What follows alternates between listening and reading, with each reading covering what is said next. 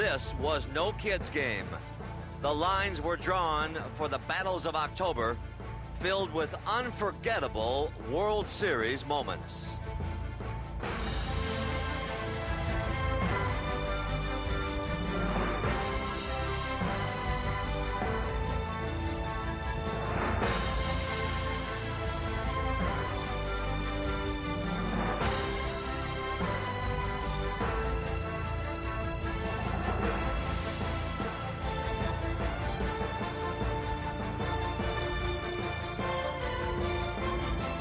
Funny thing about baseball, just when you start to taste victory, there's always somebody else who cleans your plate.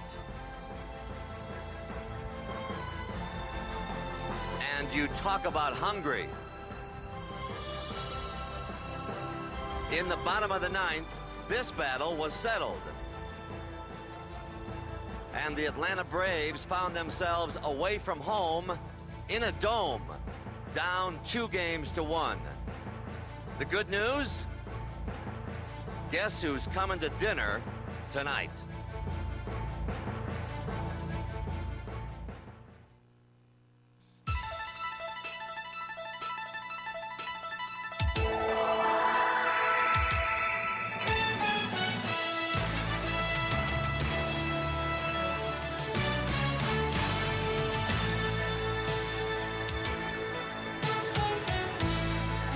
Well, take a look around this city, and about all you see are smiles. Toronto's Blue Jays are up 2-1 in the World Series, and suddenly the good folks north of the border have let 15 years of frustration fade into dreams of the future. Their heroes are also dreaming, but they know that there is still work to be done, lots of it. Tom Glavine, who starts for the Braves, probably hasn't had much time to dream, and pitching on 3 days rest, he must reprise his Game 1 performance in order to even this series one more time. So come on in and welcome once again to Skydome, where the roof may be closed, but the proud fans have taken the lid off their enthusiasm.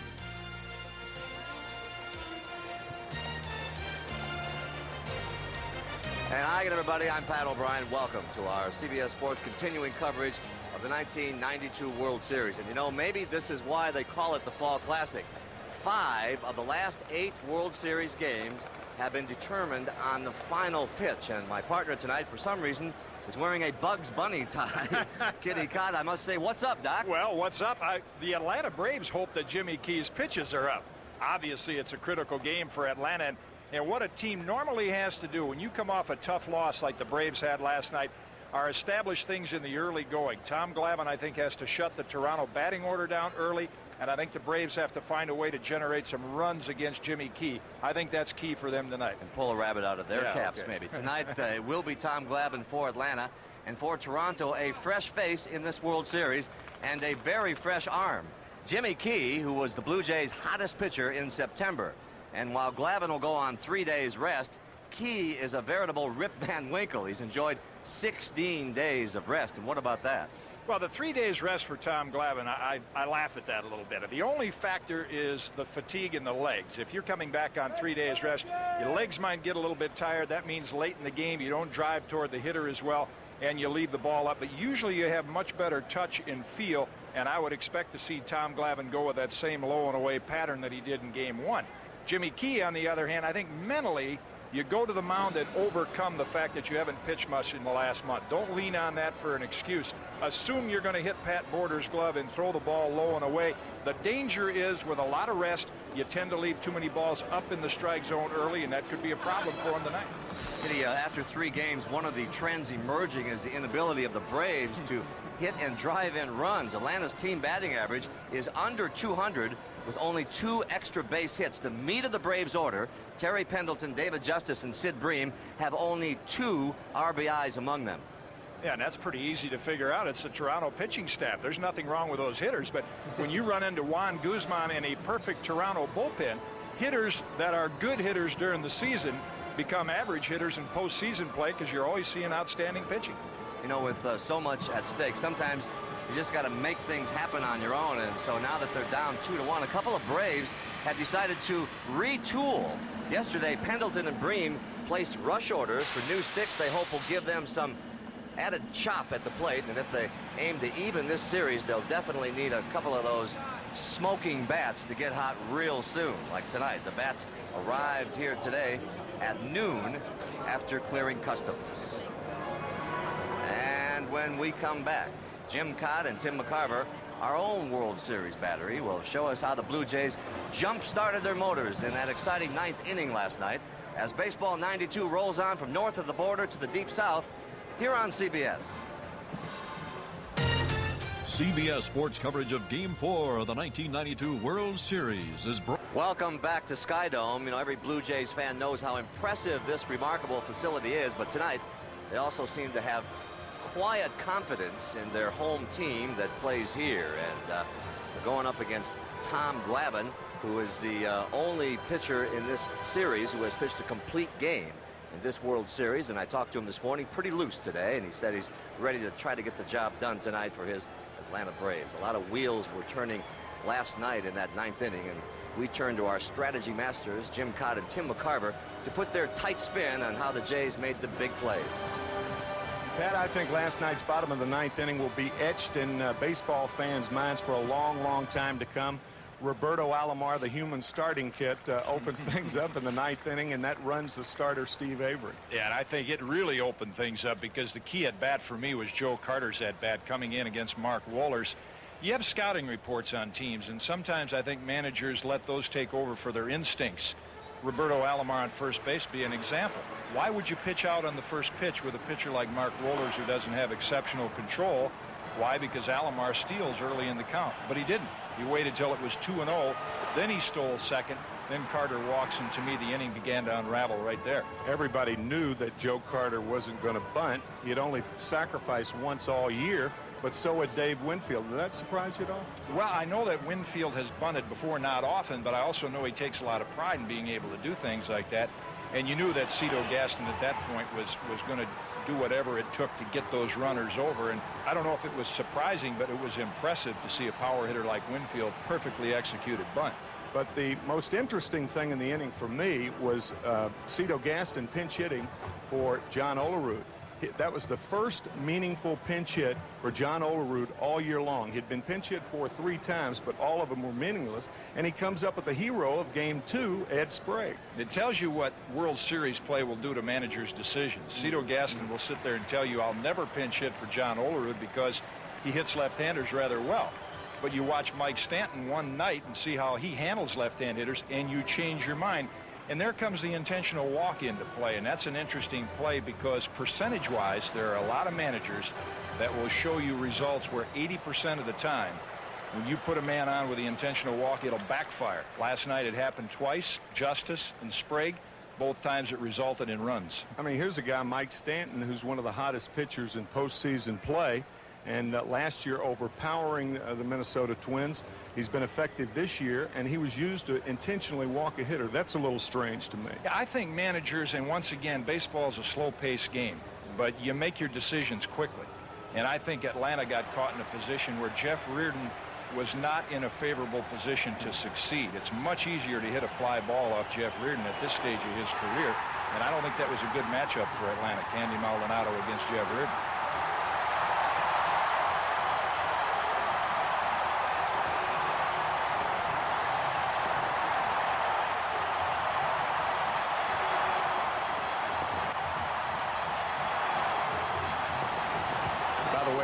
Talked to Bobby Cox and I asked him about Jeff Reardon. I said, will last night's performance, Sunday night's performance, affect his future in the World Series? And he said, maybe.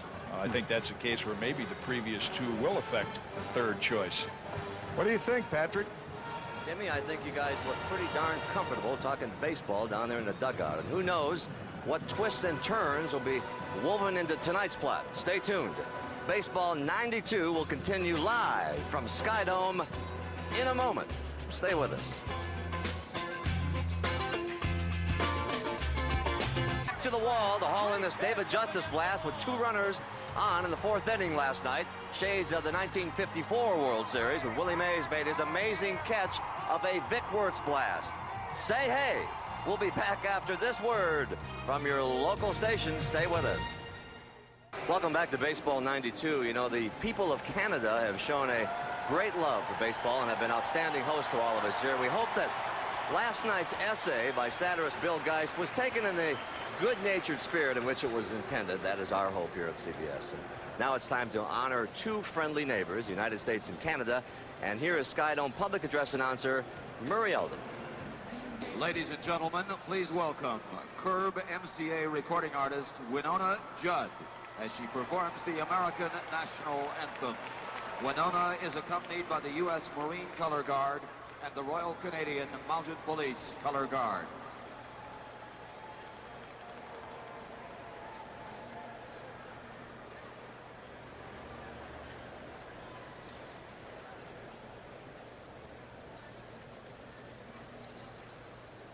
Oh, say, can you see by the dawn's early light what so proudly we hailed at the twilight's last gleaming, whose broad stripes and bright stars through the perilous fight o'er the ramparts we watched were so gallantly streaming, and the rockets' red glare, the bombs bursting in air, gave proof through the night that our flag was still there.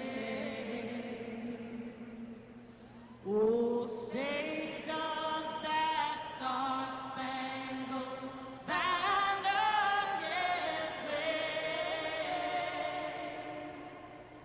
o'er the land of the free and the home of the brave?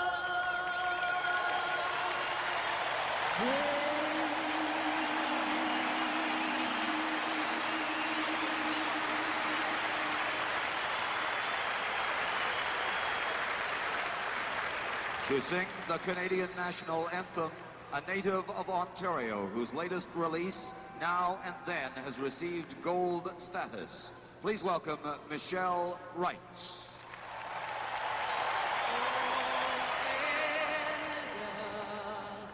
Our home and native land, true patriot love, in all our sons' command, with glowing hearts we see thee rise, the true North strong and free, from far and wide, oh Canada, we stand on guard for thee. God keep our land glorious and free. Oh Canada, we stand on guard for thee.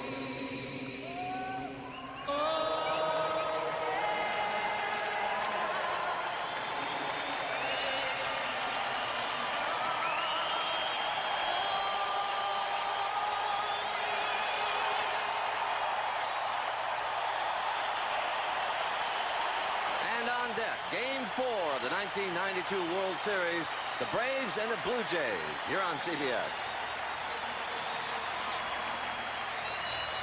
Welcome back to Sky Dome. You know, you talk about how big this game is. Ontario's premier, Bob Ray, reportedly made a friendly wager with his counterpart in Georgia, Governor Zell Miller, that if the Blue Jays have to go back to Atlanta for a Game 6, he'll give him the CN Tower. If not, Atlanta will give Toronto the 1996 Olympic Games. We think he was kidding. Getting ready now for Game 4. Let's send it on up to Tim and Sean in the booth. Gentlemen. Thank you, Pat. Maybe somebody can give Pat O'Brien a chair as well as he gets ready for Game 4 of the World Series tonight, with Toronto leading 2-1 after 3 terrific ball games. As a matter of fact, neither team has led in this series by more than 2 runs at any time.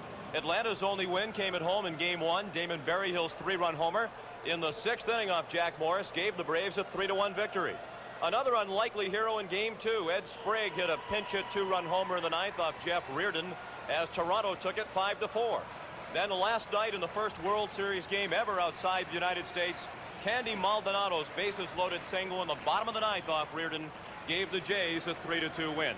So tonight it is on to Game 4 with 2 left-handers on the mound, and that means Toronto will use the same lineup it used to win last night, while Bobby Cox goes to what he calls his all right-handed hitting lineup. Yeah, and 8 of the 9 are right-handed hitters. David Justice is the only left-handed batter in the lineup for the Atlanta Braves, but his lifetime average against left-handed pitching is .301. John Olerud, the only other left-hander in the lineup, he's batting 6th for the Toronto Blue Jays, and he also has a very, very good batting average for his lifetime against left-handed pitching.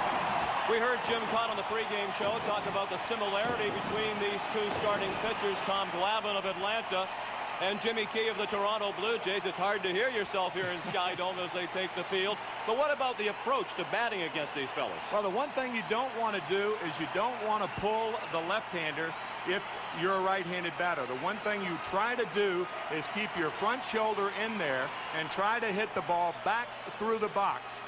Players have a saying for that. They say we try to hit it back through the originator. The one thing you don't want to do, as we said, is try to pull either left-handed pitcher because their strength is low and away. Because if you try to pull them, you're going to play pepper with the shortstop all night long. That's what right-handed hitters don't want to do, hit the ball to the left side of the infield. Let's check in with our originator, Jim Cott. All right, Sean, based on what Tim said, the strike zone could be a very important factor tonight. Because both lefties want to keep the ball down and away, if home plate umpire Dan Morrison's strike zone is not as generous as Jerry Crawford's was in Game 1, Glavine and Key will have to bring the ball up and over the plate a little bit more, and then we may see a high-scoring game. Sean? Thank you, Jim. The starting lineup tonight for the Atlanta Braves against Jimmy Key. Otis Nixon leads off in center field. Jeff Blauser, the shortstop. Terry Pendleton batting third at third base. The cleanup hitter is DH Lonnie Smith. David Justice, the only left-handed hitter in the lineup, in right field. Ron Gant back in the lineup in left field. Brian Hunter batting 7th at first base. The catcher Damon Berryhill bats 8th. And batting 9th, the second baseman Mark Lemke. The defense for the Toronto Blue Jays, Candy Maldonado, he had an assist last night. He had 12 during the regular season. He'll be in left field. Devon White with that remarkable catch last night, an almost triple play for the Blue Jays against the Braves. Joe Carter once again in right field this evening. Kelly Gruber will be the third baseman. Manuel Lee at shortstop. Roberto Alomar in that great range at second base. John Olerud at first base. And Pat Borders once again behind the plate. And on the mound making his World Series debut, 31-year-old left-hander Jimmy Key, who finished the regular season at 13-13, but he won each of his last 5 decisions.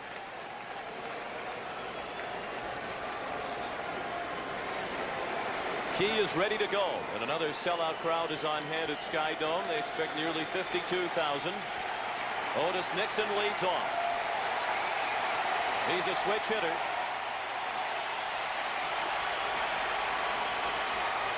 And he's looking to end an 0-for-11 drought since he singled on the first pitch in the first inning in Game 1 off Jack Morris. We're underway. 1 strike on Nixon, who fouled one back to the screen.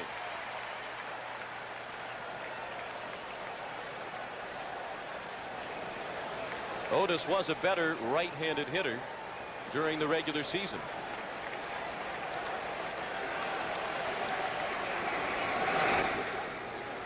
You saw only 22 RBIs for the leadoff batter. What leadoff hitters want to do, score a lot of runs.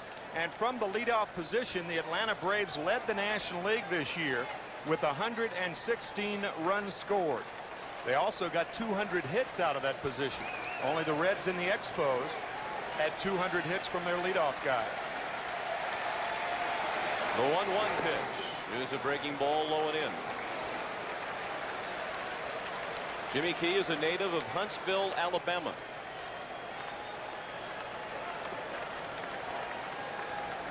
And a product of Clemson University. Nixon has his second hit of the series.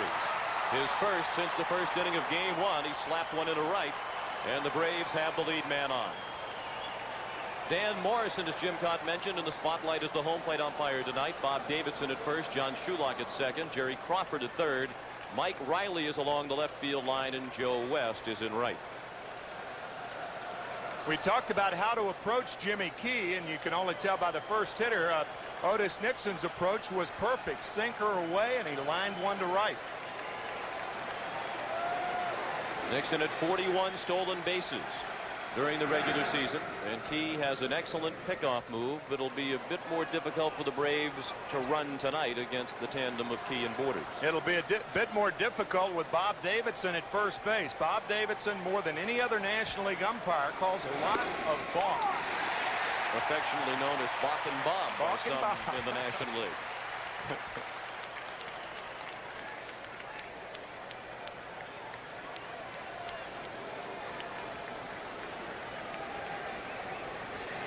One strike on Jeff Blauser, who waits as Nixon draws another throw. Otis a perfect 2 for 2 in the World Series in stolen bases.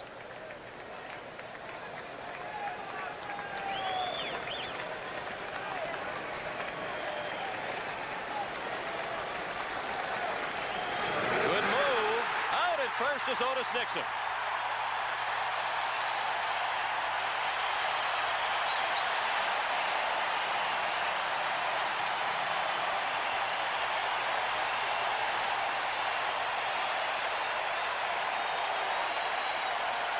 Otis Nixon is just flat out nailed at first base.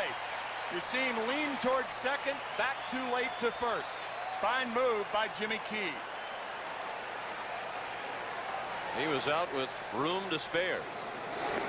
Now Blauser takes a ball, and it's 1-1. After Otis Nixon was called out by Bob Davidson, Pat Corrales, the first base coach, did speak with the first base umpire about the move. It wasn't a heated protest, but a point was made by Pat Corrales to the first base umpire. There's Pat. Pat, a former Major League manager. He managed the Philadelphia Phillies and the Cleveland Indians. Also the Texas Rangers. 3 balls and a strike now on Blauser, whose only hit in this series was in game 2. A single. Key, a relatively quick worker, and Blauser singles to center. So again, Tim, we see the approach that you spoke of at the top of the telecast, taking Jimmy Key to the opposite field or up the middle. And we said it in the pregame comments. See, if that ball's on the sweet part of the bat, if you try to pull it, you pull it to the left side of the infield and hit it weakly on the end of the bat. But keeping the left shoulder in there for a right-handed batter is essential to hit Jimmy Key well, or for that matter, Tommy Glavine. So the pickoff looks even bigger now as Terry Pendleton stands in. He started to find his stroke last night when he went 2 for 4. He's now 3 for 12 in the World Series. Back-to-back hits to start the ball game for Atlanta, but Otis Nixon was picked off. Pendleton showed bunt and took a breaking ball low. Jimmy Williams, the third base coach, threw the signs for Pendleton and Blauser.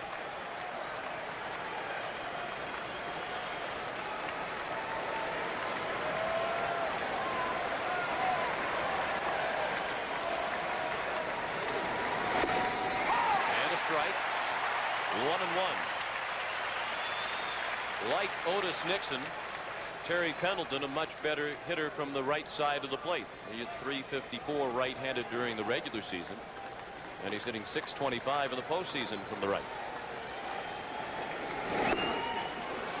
That's 5 for 8 for Pendleton against left-handed pitching in the postseason.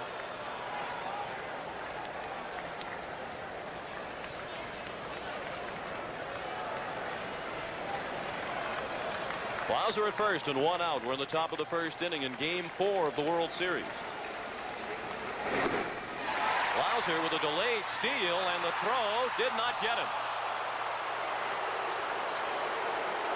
Well, that was kind of strange. Blauser, fooled by the move, got a very late start. It looked like a hit and run as Pendleton swung through the pitch, but Jeff wound up safe at second nonetheless. I think you called it right both ways. Really, it looked like a delayed steal and a hit and run. I think what Jeff was thinking, you've got to make sure against a guy like Jimmy Key, you make sure that he doesn't throw to first base. The obligation is on the hitter to put the ball in play. The Braves end up getting a stolen base out of it, however. You see, Borders didn't realize that Blauser was running. He hesitated before delivering to second. Pendleton hammers one to short. Lee the catch, throw to second, not in time. And Alomar goes leaping over Blauser. So another ball well struck by the Braves. But Pendleton hit it right at the shortstop Lee, and they had a chance to double off Blauser. That was a curveball, and the third line drive in a row hit off Jimmy Key. Alomar, who was playing Pendleton straight away, is late on arriving and hurdles Jeff Blauser. Like Edwin Moses on that play. Huh? Now Lonnie Smith. That 1 for 4 came last night. He singled a drive and a run in the 8th inning. At the time it gave Atlanta a 2-1 lead. Smith in his 60th postseason game. This is the 5th World Series in which he has appeared. 1-1 the count. And if the Braves can come back and win, Lonnie Smith will be the first player ever to play on 4 world champion teams, different teams. The Phillies in 1980, the Cardinals in 1982, the Kansas City Royals in 1985, and if Atlanta can win it this year, the Braves. Fastball. Occasionally Key will try to sneak the fastball over the inside part of the plate or off the inside of the plate to keep the hitters honest. That one missed, and it's 2-1.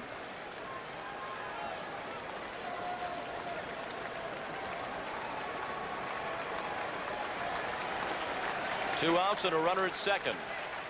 No score in the top of the first. Smith checked his swing and took a ball low and away.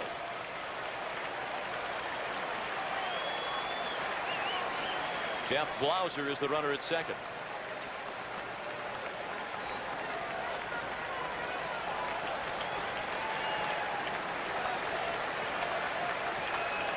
Now the 3-1 to short.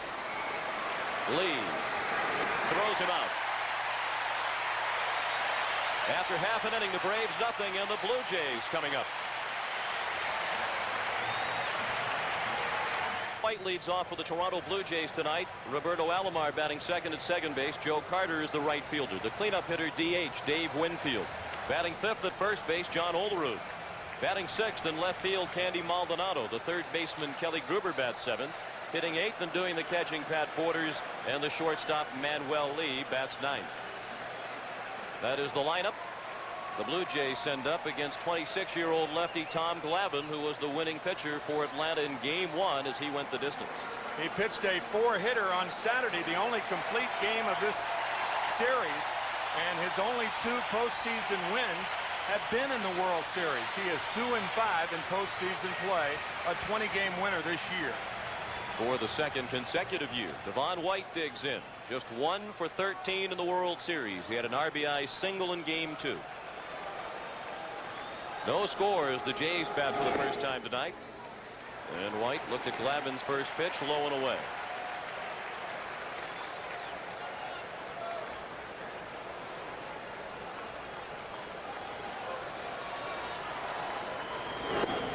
And a strike, 1-1. It'll be interesting to see if the Toronto Blue Jay hitters adjust to Tommy Glavine, and if they do, we'll see if Glavine changes his pattern of Game 1, and that was low and away to right-handers.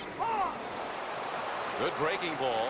White questions the call by Dan Morrison. 1 ball and 2 strikes. White made what Dave Winfield calls the greatest catch in World Series history last night. Jim Cott alluding to the fact that Dan Morrison has a very honest, rigid strike zones, very structured, by the book. No gimmies with Dan Morrison. Glavine might have had a few gimmies from Jerry Crawford in game 1 as he nibbled at that outside corner.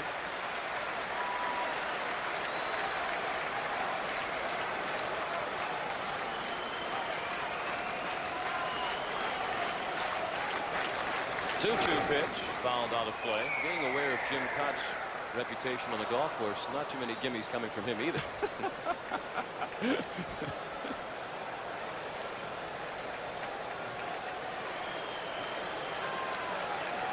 Now the 2-2. That's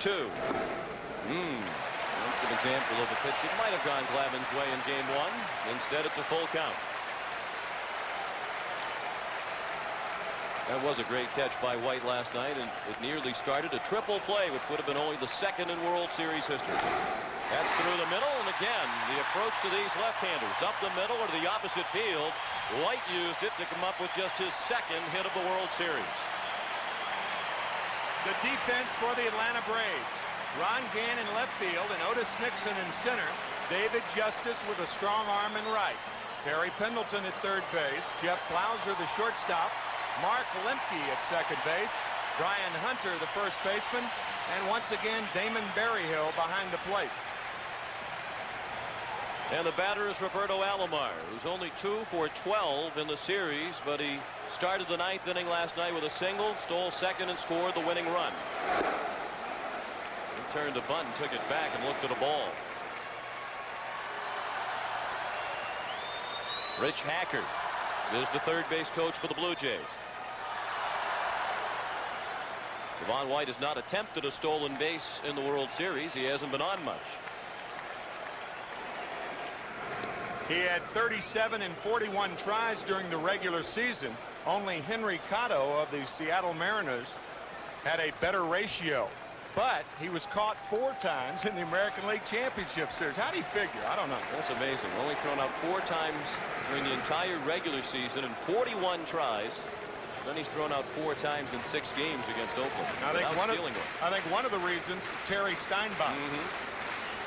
And the Oakland pitching staff, which Cito Gaston says does the best job of holding runners on of any staff in baseball. Glavine with the slide step. That's a double play ball if they hurry. And no chance as White was on top of Lemke. 1 out. They erased the lead runner. And it's Alomar at first base with 1 down in the first, no score. Once again, that's what we were talking about in the opening. White with the ideal approach to Tommy Glavine, and Roberto Alomar with the approach that's going to get you a lot of ABs without any hits. The ground ball to shortstop.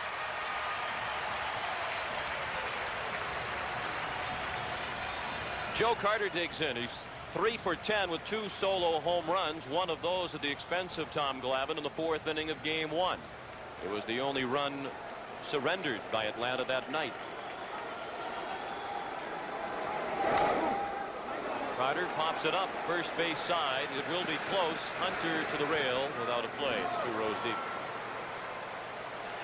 Tim, the philosophy about which you've been speaking, to go up the middle and go to the opposite field, is it more difficult for these power hitters in the middle of the order like Carter to take on that mindset? That's an interesting question. I think they do the same thing by taking on that approach to hitting. That doesn't mean you can't pull the ball. If the ball's inside, your hands will react to the inside pitch. You hit the outside pitch and the inside pitch the same way, but you've got to have the right approach, and everything keys off the front shoulder.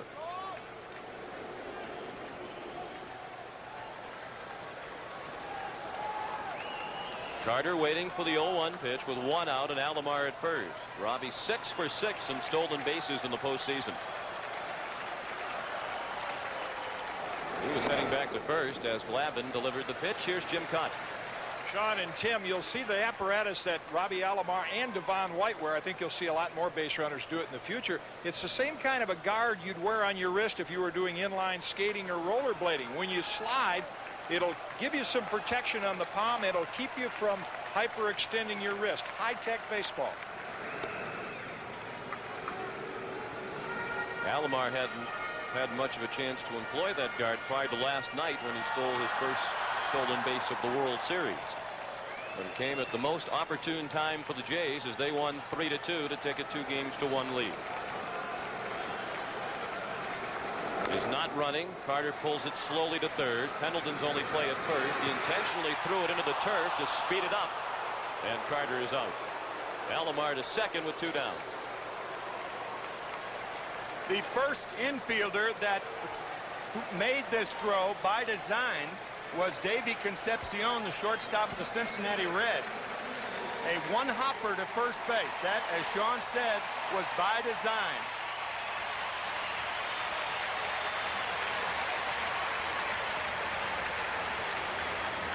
And now Dave Winfield. Like Carter, he's 3 for 10 in the series. Winfield does not have a home run. All 3 of his hits singles. He's had 1 hit in each of the first 3 games. No score. The Blue Jays threaten with 2 down in the bottom of the first, and Roberto Alomar at second base. Breaking ball stayed outside. 1-0 on Winfield.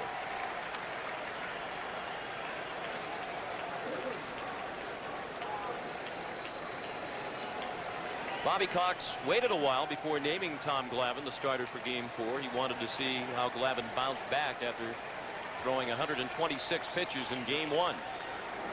Glavine threw on the side here on the off day at Sky Dome on Monday and threw extremely well, and that erased any doubt that Bobby Cox might have had in his mind.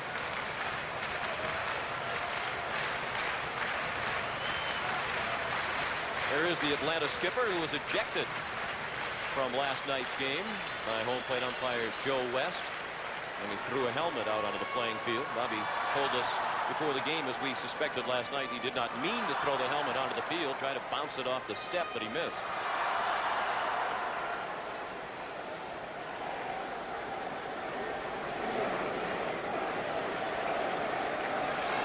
Winfield has appeared in 2 World Series, this one in the 1981 World Series while a member of the New York Yankees. He was 1 for 22. Alomar heads to third without a throw. During the regular season, Alomar stole third base 12 times. Only Marquise Grissom of Montreal stole third more often. He stole third 24 times. Twice as many as Alomar. Craig Biggio and Luis Polonia also stole third 12 times. It is not often with 2 outs that you steal third without a throw, but Terry Pendleton holding his position. Winfield up the middle. Lemke from behind the bag throws him out. A nice play to end the inning. The Blue Jays threaten but do not score. After 1 at the Sky Dome, no score. For every home run hit in the series, Coke and Major League Baseball will give $5,000 to build and renovate youth baseball fields through the Coca-Cola Homers for America program. And that falls under the category of some pictures need no commentary. Jimmy Key working to David Justice. In the second, no score in the ball game. Justice, the only left-handed hitting starter in the lineup tonight for Atlanta. He's 2 for 8 in the World Series.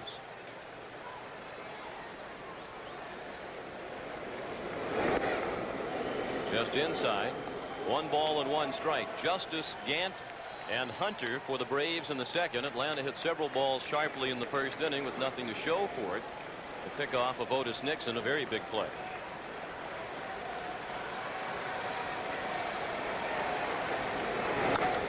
Chop foul, 1-2. The Blue Jays are not playing Justice as much to pull as they would against a right-handed pitcher. Manuel Lee is on the left side of the infield, and that's because David Justice doesn't pull left-handers like he does right-handers. The gap between Alomar and the second base bag, that's the biggest gap on the infield. Roberto really a short fielder in this instance. Short right. Shallow right. A softball. Jimmy Key, second toughest against left-handed batters in all of Major League Baseball. this season. Only Mark Langston fared better among pitchers against left-handed hitters. The 1-2 to Justice. Another well-hit ball. This one gloved by Olerud. To Key for the out.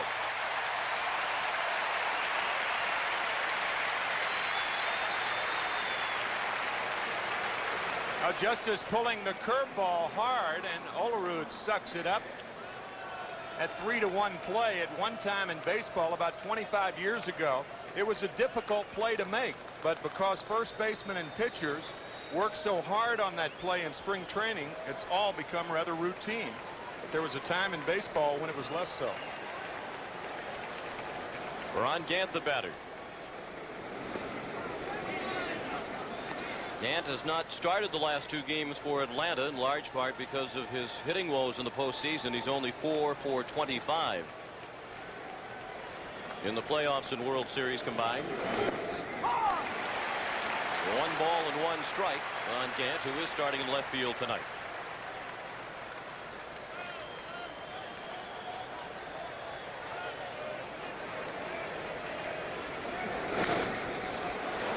Little fly ball in shallow right. Carter, after a long run, is there. 2 down. We're in the second. The bases are empty. There is no score in Game 4 of the World Series.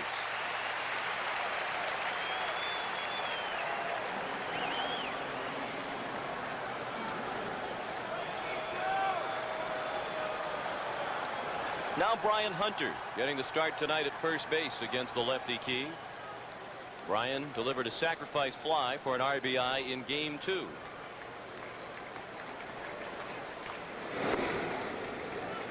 Ball 1, low and away.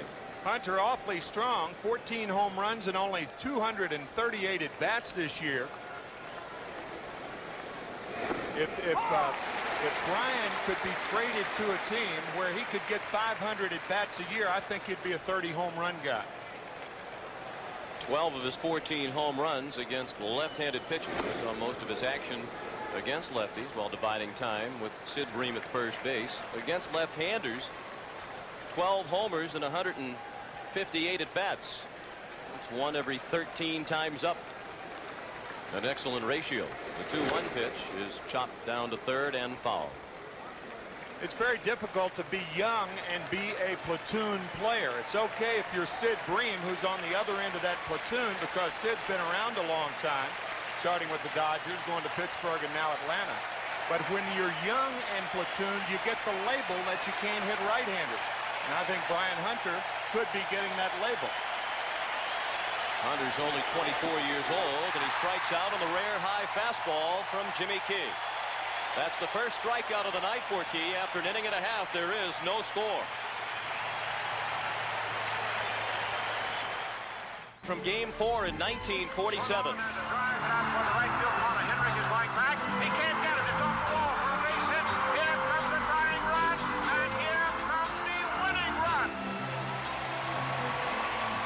Cookie Lavagetto's pinch hit 2-run double with 2 outs in the 9th ended Bill Bevan's bid to throw the first no-hitter in World Series history. Gave the Dodgers a 3-2 win to even that series at 2 games each. Game 4 in 1947. This is Game 4 in 1992. Scoreless in the bottom of the second. John Olerud took a breaking ball for a strike. With Olerud at the plate, Jeff Blauser, the shortstop, playing way up the middle and on the edge of the outfield. You can't call it the outfield grass. He's beyond the infield line. As Olerud looks for his first hit of the series, he's 0 for 7 with 3 whiffs.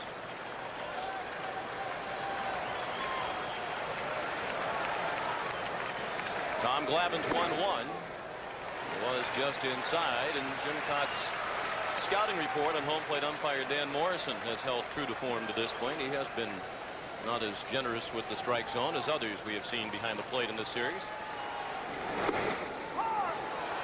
No doubt that was a strike. 2-2 on Olerud. He'll be followed by Candy Maldonado and Kelly Gruber.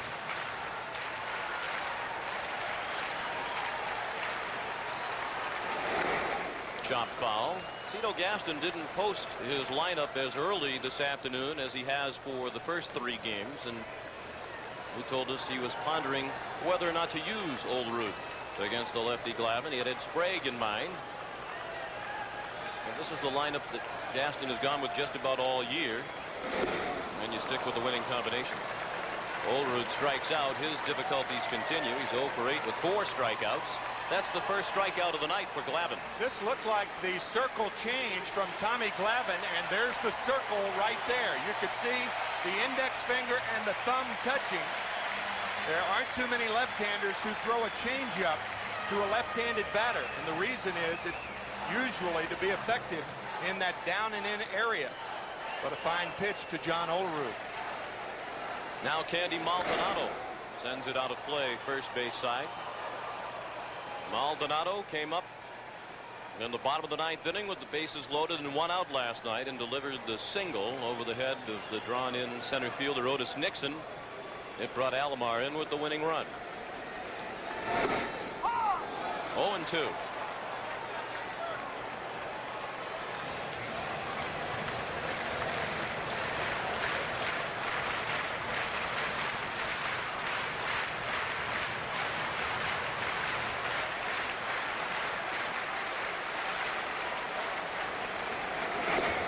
And a ball outside.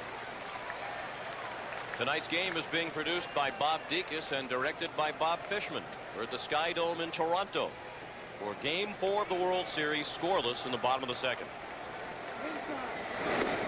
Fastball just off the inside corner. Glavine wanted it. 2-2. You rarely see Glavine come inside twice in one at bat to a right-handed batter. I don't think he'll come in there anymore.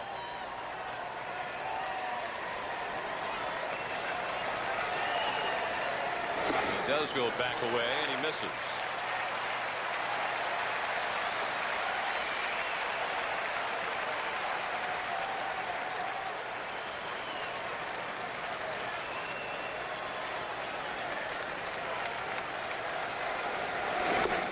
Chopped off the plate. That could make it a tough play. Blauser able to catch it in the air. That made it an easier play for the 2nd out of the inning. Well, Kelly Gruber chopped on Sunday night. Roberto Alomar chopped last night to end the game, and now Candy Maldonado does his version of the chop. A high chopper to Blauser. 2 outs. Interesting to hear what Roberto Alomar said about that with Jim Kahn on the postgame last night. He said if they can chop at us for the entirety of 2 games down there, we can chop back. Kelly Gruber takes the breaking ball for strike 1. He's only 1 for 9 in the series, but the one hit was a big one. The home run last night off Steve Avery that tied the game at 2. Glavine pours in the fastball. Gruber in the hole. 0-2. Notice Tommy Glavine is changing his pattern a bit. He's coming inside more on right-handed batters. But if he gets in trouble with men on base, you can bet he'll be low and away, or at least try to the right-handers. Low and away again. Gruber slapped it down to first. Hunter makes the play himself, and the Blue Jays go in order.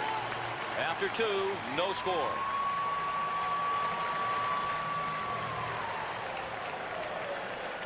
A World Series ball game from one of the restaurants in the outfield here at the Sky Dome. That's in straightaway center at the Windows Restaurant, just below the rooms in the Sky Dome Hotel that look down to the playing field, that have been going for about $1,000 a night for the World Series. Except for the Blue Jay players, of course. Some of them are residents, full-time residents at the Sky Dome Hotel. Roberto Alomar is one. David Cohn another. There it is. Those are the hotel rooms above the restaurant. Damon Berryhill, the batter, 1-2 the count. He's just 1 for 11 in the series, but his one hit was the 3-run homer that propelled Atlanta to victory in Game 1. Mark Lemke to follow in the top of the order, and Otis Nixon in the top of the 3rd, no score.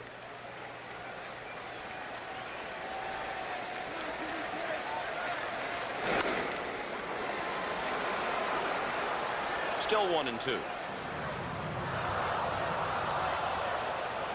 Berryhill has had a tough time making contact in the World Series. He's fanned 7 times, which ties a World Series record for most strikeouts by one player in the first 3 games of the World Series.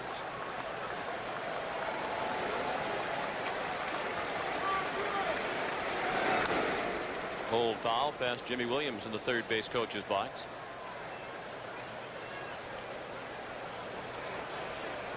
You mentioned Alomar and Cone live in the Sky Dome Hotel during the year, but they don't have the glamorous rooms that look down over the playing field. They have the lower priced rooms that look over the railroad tracks. It's really a decidedly different view. I understand those rooms.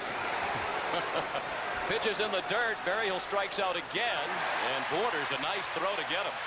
Borders had to be very careful not to hit Berryhill with the throw as Damon was running down the line, and the throw was right on the money. 8 strikeouts in the series now for Berryhill. You know, this is a situation where if Berryhill is running where he should be outside the line, the ball stands a better chance to hit him.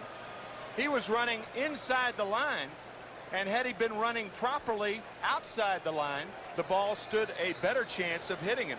And had that happened, that would have been okay, and he would have been awarded first base. But it was a fine play by Pat Borders.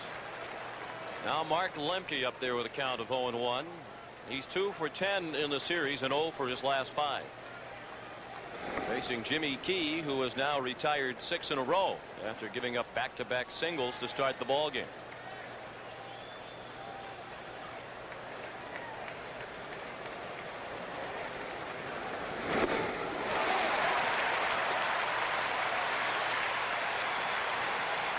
One and 2, the count on Lemke.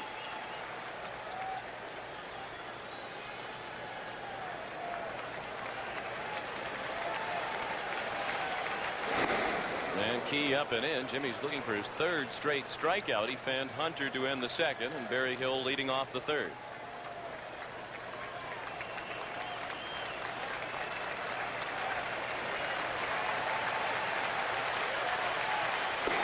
Strike 3.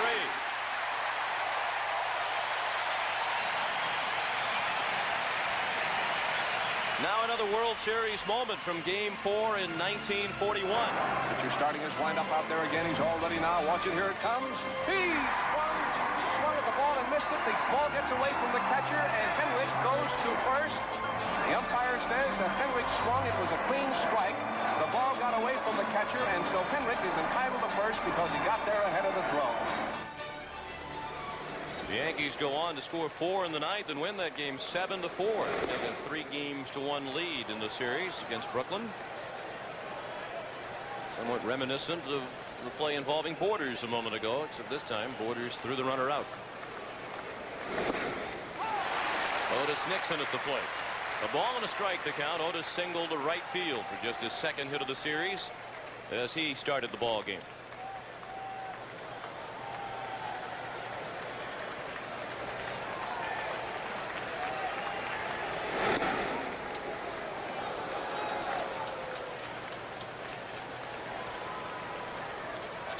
With Nixon at the plate, Gruber lingers in front of the bag at 3rd.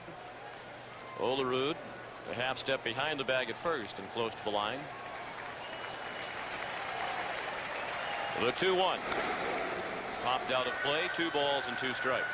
Otis Nixon is known as Otis Nixon in his hometown of Evergreen, North Carolina.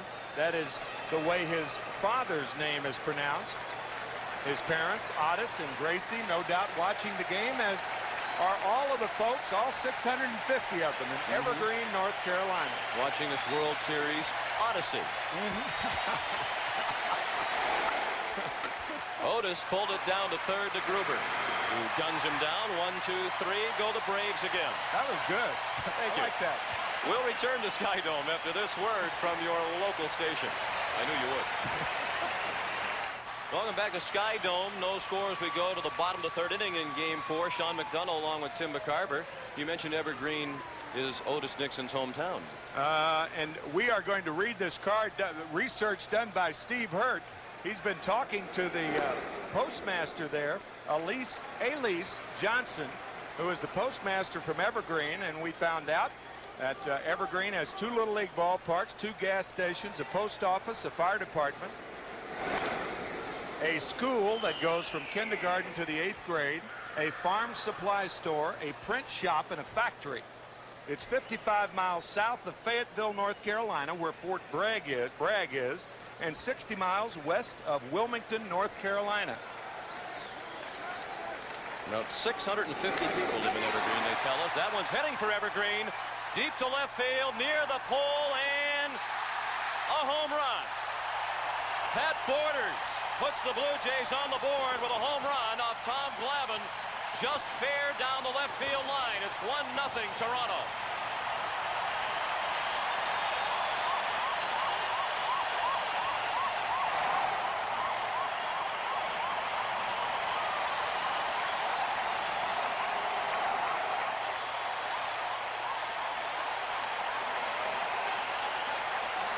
Tommy Glavine allowed only 6 home runs during the regular season. In 18 innings, he's allowed 5 home runs in postseason play. And Pat Borders has been sizzling with the bat. That's his first home run in the World Series. He's now 5 for 10 in this series against Atlanta. He hit a home run in the playoffs as well. Manuel Lee out on the bounding ball to second.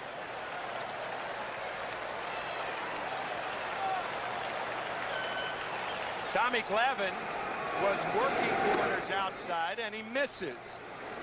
The 1-0 pitch fouled off, and now he tries to come inside. Too much of the plate.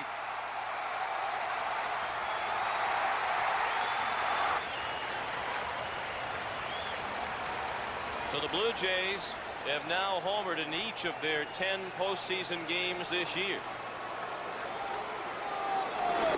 Devon White looked at ball one outside. The Blue Jays add to their own record. They set the record last night with a home run in their 9th consecutive postseason game. That's within a single postseason. Now they've done it in 10 in a row. And the count is 1-1 on White.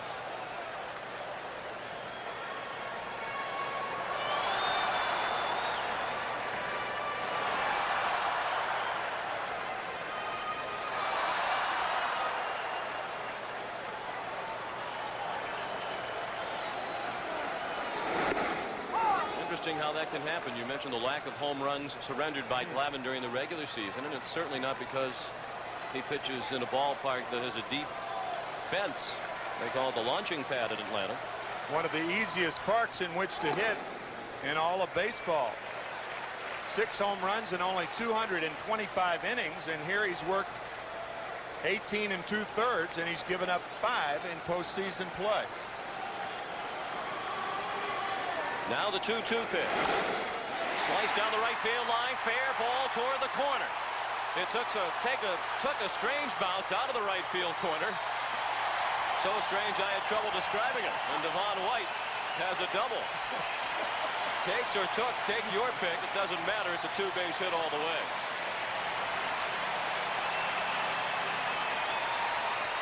Well, Devon White once again with the proper approach to Tom Glavine. The slicing double down the line, and a fine piece of hitting by Devon White. So after coming into the ball game 1 for 13 in the World Series, White is 2 for 2 tonight, and in scoring position with 1 out in the bottom of the 3rd. The Blue Jays lead 1-0 on the Borders home run. And Roberto Alomar is the batter. He reached on a fielder's choice. Advanced to second on a ground out, stole third, and was stranded there in the 1st inning. Glavine missed outside with a fastball.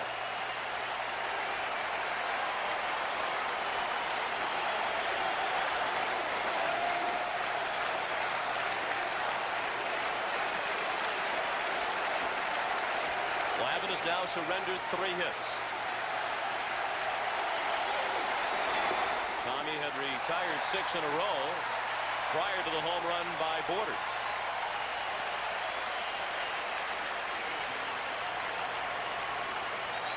And those numbers a big reason why Alomar had a career-high 76 runs batted in this year.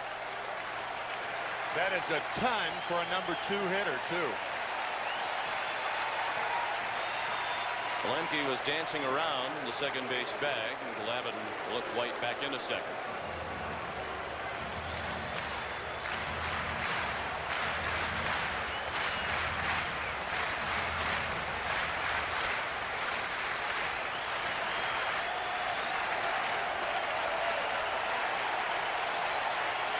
The 2-0 pitch. High and away, 3 balls and no strikes with Joe Carter on deck. Very unusual depth in center field. Otis Nixon plays one of the most shallow, or the shallowest, center fields in the major leagues. He has tremendous speed. He and White both have tremendous speed going back on balls, but you don't drop too many in front of either one of them. And that's ball 4 outside. Alomar walks on 4 pitches. The first walk thrown by Glavine tonight. Glavine did not issue a walk in going 9 innings in game 1. Leo Mazzoni, the pitching coach, on his way to the mound.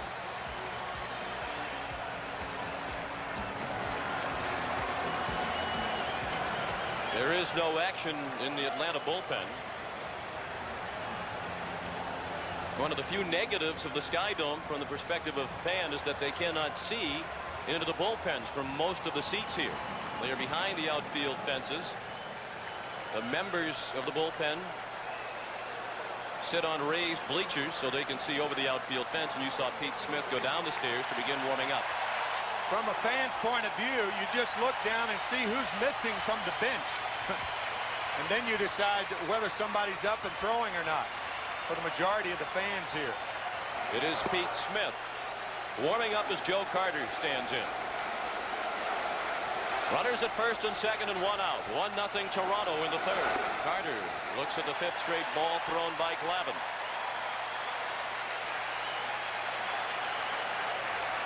Carter bounced to 3rd his first time up.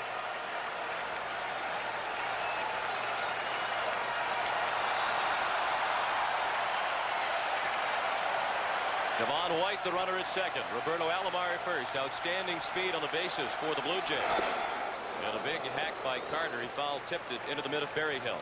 When you put speed on the bases like the Blue Jays have, you get the middle infielders moving all around, and often that opens up the holes for the hitters. You have White who can run on at second and Alomar on at first. But look how close Lemke is keeping Devon White. He was standing right on the bag as the pitch was delivered. That's a double play. Carter lined it right to Blauser. He flipped to Lemke, who had nowhere to go to get to the bag, and that ends the inning. The Blue Jays are on the board on the home run by Borders after 3, 1-0 Toronto. This game summary is sponsored by AT&T. The only run in this game, the leadoff home run in the 3rd by Pat Borders of Toronto. Jimmy Key begins the 4th with the first pitch ball to Jeff Blauser. Key allowed hits to the first 2 batters of the night and has allowed nothing since. And the home run by Borders, the only damage done to Tom Glavine. So it's 1-0 Toronto. They're out hitting the visitors 3-2. Blauser singled to center and stole second in the 1st inning. Key's breaking ball was just inside. 2 balls and a strike. Blauser, then Pendleton and Smith, batters 2, 3, and 4, coming up for Atlanta.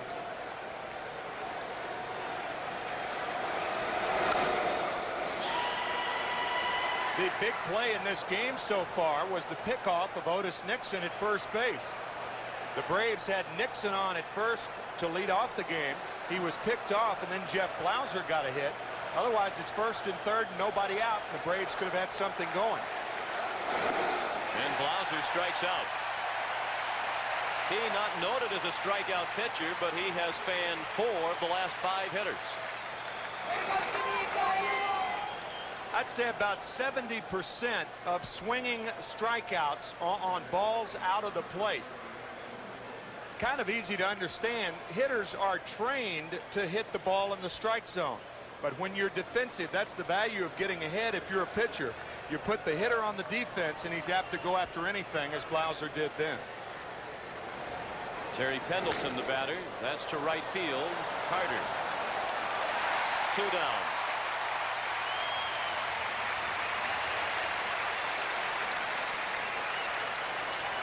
Game 5 of the World Series comes your way tomorrow night live from Sky Dome. John Smoltz is scheduled to oppose Jack Morris, a rematch of last year's World Series Game 7. Our coverage on CBS begins at 8 Eastern time. That's tomorrow night, Game 5 of the 1992 World Series. And there's Jack Morris. who was the losing pitcher in Game 1. Jack's got his game face on early.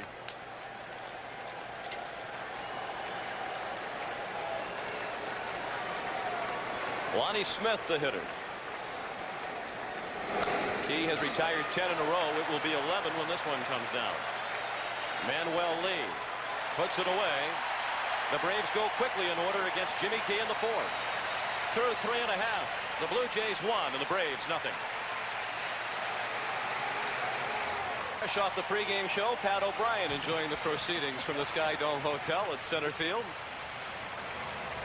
Payback's going to be tough. Oh, is it ever going to be tough? Tune in tomorrow at 8. Oh, baby. Why did I do that? Tim put me up to it, Patrick. Oh, yeah, my fault. Right. Dave Winfield leads off in the bottom of the 4th. He bounced to second his first time up. The Blue Jays batting with a 1-0 lead against Tom Glavine. Winfield, Olerud, and Maldonado coming up the middle third of the Toronto batting order.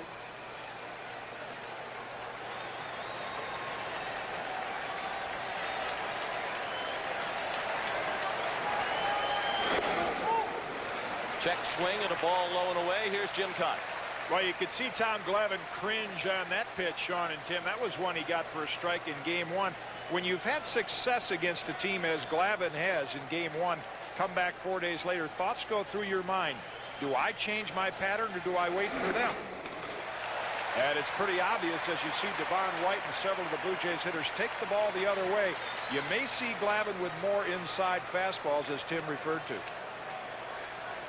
Yeah, you have to change before they do. That's that constant establishing and reestablishing the inside and outside parts of the plate. Now this, Tim, could be a question for either you or Jim Cott. We've talked about Dan Morrison, the home plate umpire, an American League umpire. Would Tom Glavine be aware, as he takes the mound tonight, of Morrison's reputation for having that tight strike zone? If he saw our pregame show, he would, because that's what Jim Cott said. Getty, any scouting reports on umpires available to the pitchers when they go out there? And as he ponders the question, Olerud stings one into right field. Winfield stops at second. First and second and nobody out in the 4th inning.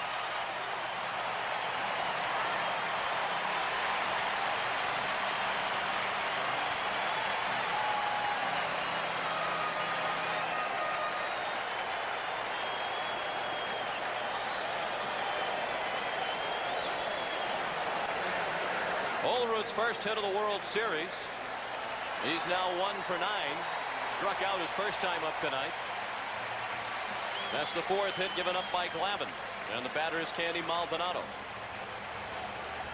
Jim, would Glavine be aware of that reputation of Dan Morrison before he took the mound tonight? Well, I think so. There are pitchers in the American League, Roger Clemens for one, who keep track of umpires and which ones favor the pitcher or the hitter. They're all good umpires, but they all have a distinctive strike zone, some small, some bigger. Candy Maldonado lifts one to left center, not deep. Ron Gant takes charge for the first out of the inning. Winfield tagged, but does not try to go to third. We're in the 4th. The Blue Jays lead 1-0. Maldonado now 0 for 2. I remember a game in the 1967 series against the Boston Red Sox I caught for the Cardinals, and Ed Runge was behind the plate.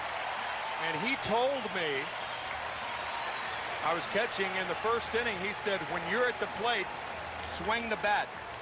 You better be swinging the bat, because he would give pitchers pitches 3-4 inches outside, and he was consistent. The father of Paul Runge, a fine umpire in the National League now. Kelly Gruber, the batter. He tried to bunt, fouled it back to the backstop.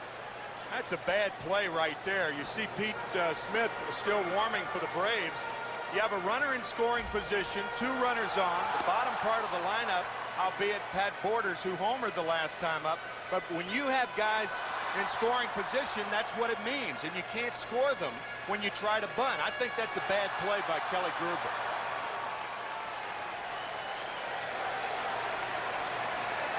Gruber broke an 0 for 23 drought last night with a home run, but perhaps his confidence isn't completely back. And he hits a double play ball. 6-4-3. The Braves turn it to get out of the inning. After 4 at the Sky Dome in Toronto, the Blue Jays won and the Braves nothing.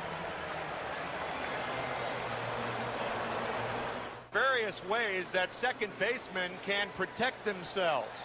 One is with the runner bearing down, drop down, and make the runner get down. And that's what Lemke did on the double play. Nicely turned by Blauser and Lemke. Jimmy Key working in the 5th inning. David Justice checked his swing and took a ball. Justice, then Gant and Hunter. Batters 5, 6, and 7 in the Atlanta batting order. Justice bounced out to the first baseman Olerud with Key covering in the 2nd. Jimmy Key allowed back-to-back singles to Nixon and Blauser to start the ball game, and the Braves have not had a runner since. And Atlanta's really pretty fortunate, Tim, to be behind by only 1-0 as the Blue Jays, through 4 innings, have left 3 men on base and also hit into 2 double plays. 2 big double plays, you might add, including the one the last inning. Key's counterpart, Tom Glavine, has had only 1 1-2-3 inning. Key's working on 3 straight 1-2-3 innings.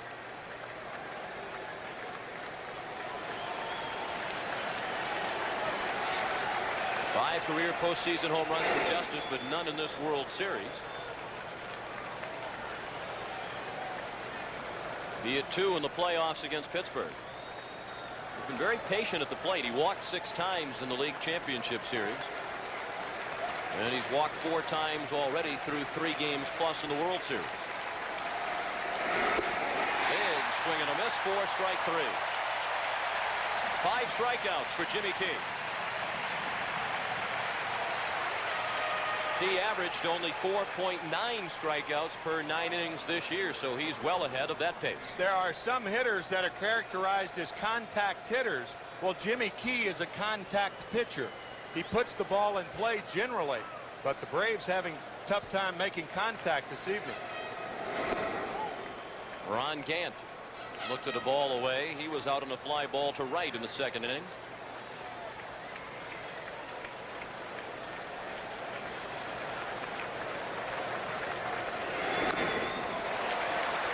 Fouled off his foot.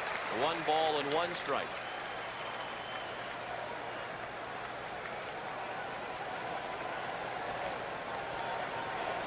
Key retired the lead man in this inning, Justice on a strikeout, and that's not a surprise. He was the best starter in the American League this season in retiring the first batter in an inning. Leadoff hitters had only a .228 on-base percentage against Jimmy Key. He walked the leadoff man only 7 times in 224 innings.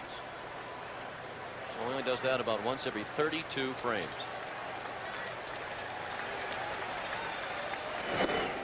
That's on the corner. 2-2 on Gant. And remember, throughout baseball, a team scores in only 16% of the innings when the leadoff batter is retired. That's how important it is for a guy to get the first guy. If you allow the first guy to get on, that runner scores 51% of the time, a huge jump. Gant is overdue. 0 for his last 15, including his 0 for 1 tonight. The 3-2 pitch. Lifted to left center field. Room for Devon White. 2 away. This copyrighted telecast is presented by authority of Major League Baseball and may not be reproduced or retransmitted in any form without the express written consent of Major League Baseball. Sean McDonough along with Tim McCarver, Jim Cott and Pat O'Brien. Happy to have you with us from the Sky Dome in Toronto, where the Blue Jays lead 1-0. Brian Hunter at the plate with 2 down and the bases empty in the Atlanta 5th. Well hit toward the gap. White on the run, and he's there to make the catch. If it stays in the air long enough, he'll get it. Halfway through game 4, Jimmy Key working on the shutout. It's 1-0 Toronto. Welcome back to the Sky Dome, where the hand is for Pat Borders as he stands in to begin the bottom of the 5th. Borders' home run off Tom Glavine, leading off the 3rd, the only run in this ball game. And here's another look at it.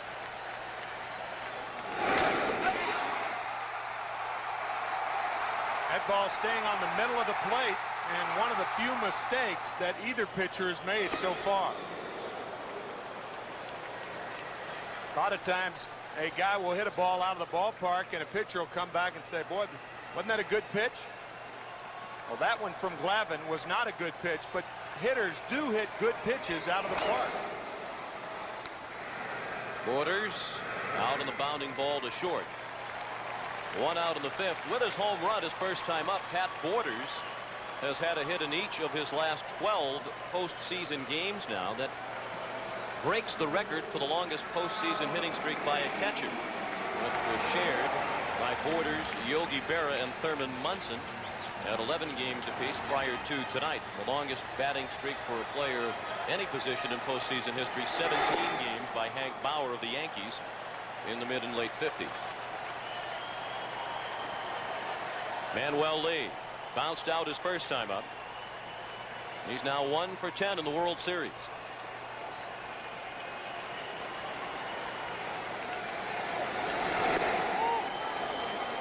Check swing. They appeal down to first, and no swing, says Bob Davidson. A ball and a strike.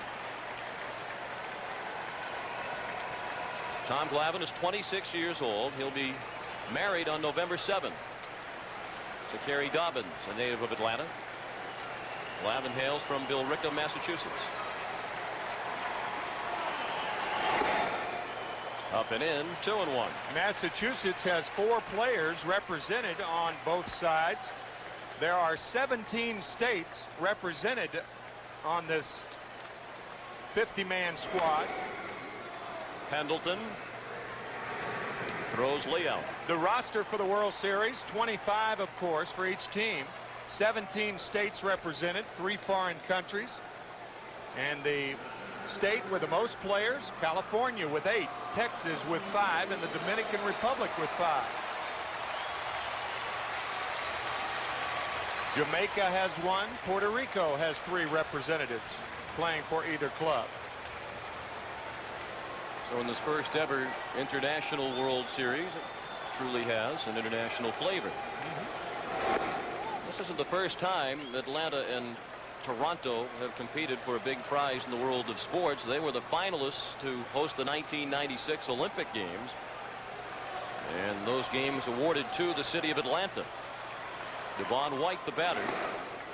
2-0 the count. Matter of fact, the All Sports radio station here in Toronto has been running a promotion saying they took the Olympics from us. Let's take the World Series from them.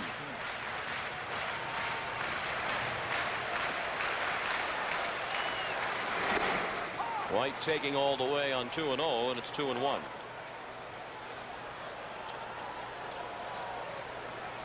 David Cohn taking in the proceedings in what he calls his family room. He's in the Sky Dome Hotel. He says, when I come down to the clubhouse, it's like going to my basement. When I'm out on the field, it's like being in the family room.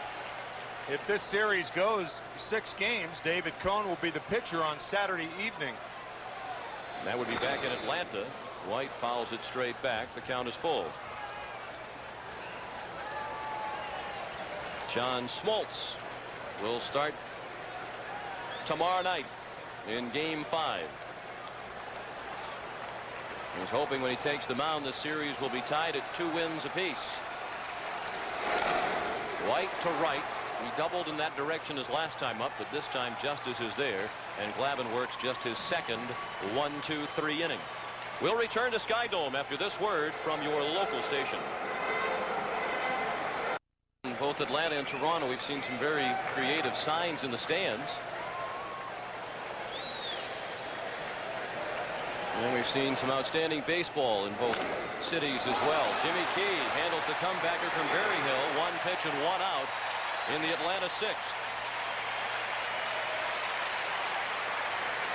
Gives you an idea of how quickly you have to react. Jimmy Key releasing the ball, and after he releases it, he's about 55 feet away. Reacting quickly and makes a rather easy play out of it. Every time you see a shot like that, you think of the shot that Gil McDougall hit off the forehead of Herb Score in 1956. Eventually ruined his career, and a guy that, from what I've heard, could really throw. Had a terrific left arm. Herb Score, now a very popular broadcaster for the Cleveland Indians. Key has retired 15 in a row. And working to Mark Lemke with a count of 1 ball and 1 strike. Otis Nixon and Jeff Blauser singled consecutively to open the ball game. The Braves haven't managed anything against Key since then. 2 balls and a strike on Lemke, who was called out on strikes in the 3rd, one of 5 strikeouts for Key tonight. Lemke will be followed by Otis Nixon. Devon White. 2 away. Here's Jim Cott. Well, Sean and Tim, I think what's been impressive about watching Jimmy Key, we talked before the game, Glavine working on 3 days rest. Key didn't pitch much in September, and the question mark was he going to have good control? And he has had great command of all of his pitches. That's remarkable with as little as he's been able to work in the last month. Kitty, when he did pitch in September, he was 5-0 in 6 starts. The Blue Jays 21-9 from September 1st to the end of the season. And Jimmy Key, their winningest pitcher. He's picking up where he left off. And they had to be 21-9 as the Milwaukee Brewers were relentless in their pursuit in the American League East. Otis Nixon. The 1-0 pitch slapped to center. That drops in. And Nixon is 2 for 3 tonight. That's the first hit for Atlanta since Blauser singled after Nixon was picked off in the top of the 1st inning. Earlier this afternoon, Pat Borders out working on his throwing with bullpen coach John Sullivan and the hitting instructor and ex-major league catcher Gene Tennis. You know, I've never seen that drill. He barehands it and works on his release. I think he's working on closing that left side and not hurrying the throw. He'll be tested here. Well, Nixon must have a lot of thoughts running through his mind after having been picked off in the 1st inning.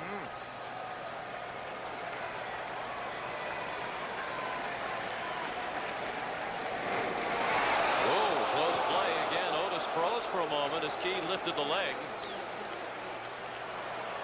And Pat Corrales steps in with some words of wisdom for Otis Nixon. See, if that right foot of Jimmy Key goes behind the left leg, he is committed to go home.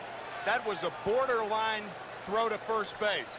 That right foot was even with the left leg. If it passes the left leg, he's got to go home. If not, he can go to first base. That's one of the keys to look off of Keys. One of Keys' keys. Jimmy Key has such an outstanding pickoff move that Bobby Cox told us before the game tonight when he became the general manager of the Atlanta Braves and left the Toronto Blue Jays. One of the first things he did was to get a tape of Jimmy Key's pickoff move, and he gave it to the minor league pitching instructors in the Braves organization as an example of how they should teach their pitchers to work. Blauser down to 3rd, Gruber the short way to force Nixon and end the inning. On to the bottom of the 6th in Game 4 of the World Series. The Blue Jays lead 1-0. It's the Canadian Airlines. Toronto leads 1-0 in Game 4 of the World Series, the 2nd World Series game ever played outside the United States, and got off to such a great start last night, Tim. I thought the announcement that was made by the public address announcer concerning the flag issue before last night's game started diffused that whole situation. We really haven't heard a word about it since then. It was one of the most inspirational pregame ceremonies that I have ever seen. The flag, of course, it's a big story. It was a big story before last night's game, being held upside down, a huge mistake, a mistake admitted by the Marine Corps, and they requested that they hold the Canadian flag last night while the Royal Canadian Mounted Police held the American flag. And telling you, the reaction from the crowd was just about as classy as you can get. I think that's a great way to describe this city and the people who live here. Absolutely. Otis Nixon under the fly ball from Roberto Alomar. 1 out in the bottom of the 6th. The Blue Jays batting against Tom Glavine with a 1-0 lead. The only run in this ball game came in the bottom of the 3rd on a home run starting that inning by Pat Borders.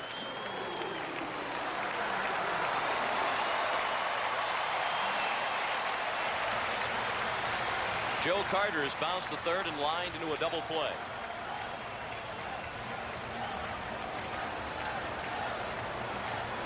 Glavine working on his best string of the night now. He has set down 6 in a row.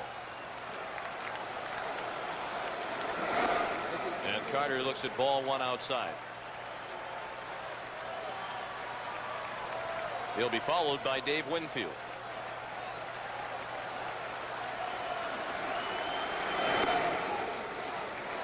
Two and 0.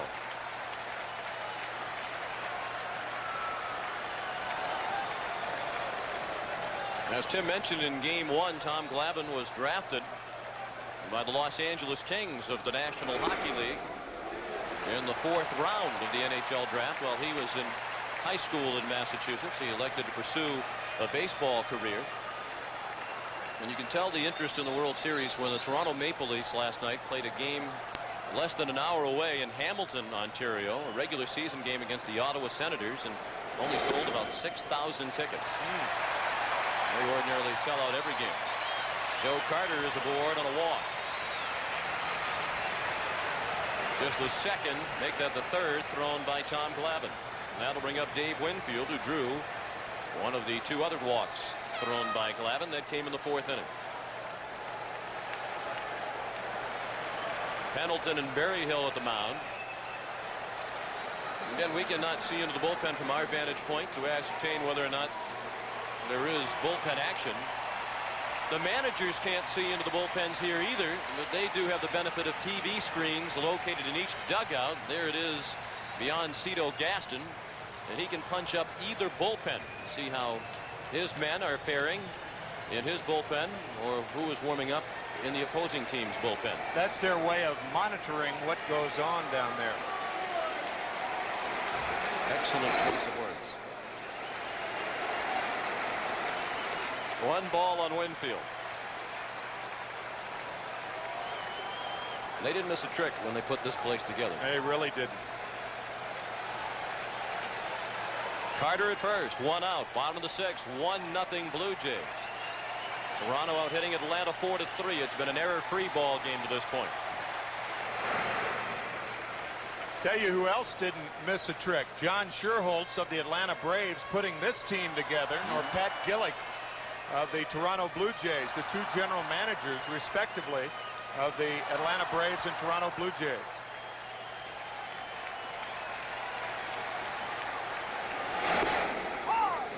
Glavine took a bit off that one and got it over. A ball and a strike on Winfield with Olerud on deck. Pat Gillick is certainly the architect of the Blue Jays' success. And their success considerable, considering that they did not enter Major League Baseball until 1977. They've had 10 consecutive winning seasons, including 1992, the longest current winning streak of any Major League team. Pat Gillick has announced his intention to retire after the 1994 season. He'll only be 57 years old, and he wants to relax and enjoy life.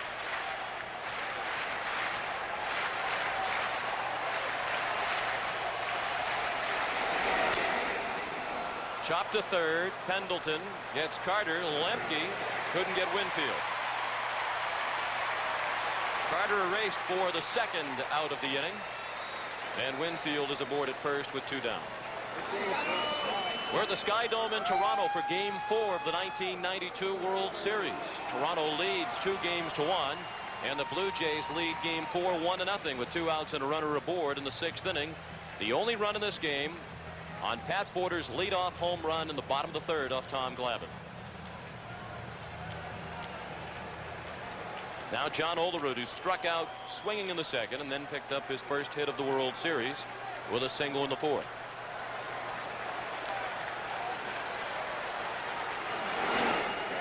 He tried to hold up, but it was much too late. 0-1 on Olerud.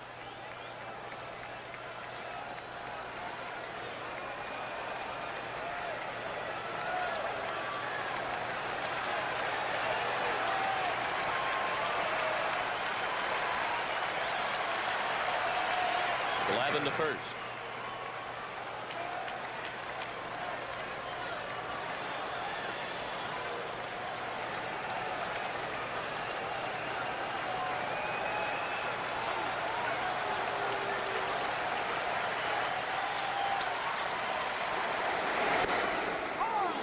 Mark Lemke is playing in Windsor with John Olerud at the plate. He is the second baseman in name only. I was thinking the same thing. Not only that, he's not playing Olerud to pull toward the hole with Hunter holding the runner on at first base.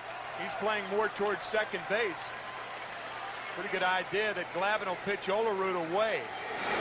He does, and it's a ball, 1-2.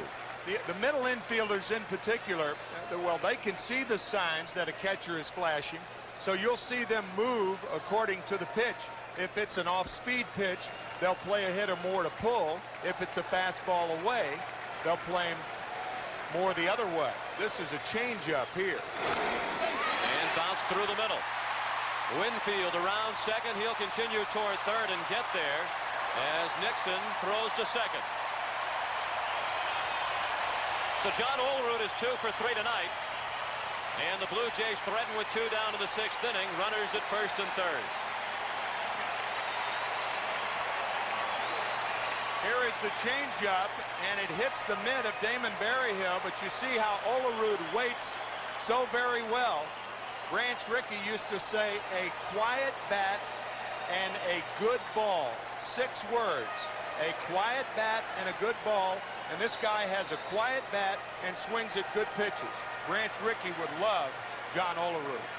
Cito Gaston says when Olerud comes back to the bench, if he says a pitch was a ball, it was a ball, even if it was called a strike by the home plate umpire. He has a tremendous eye. Candy Maldonado is bounced to short and fly to left. 1-0 Toronto.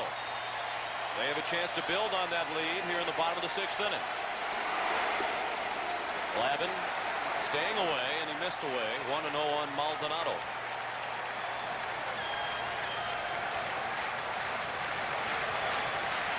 We talked about a quiet bat with Olerud. Look how active the hands are of Candy Maldonado.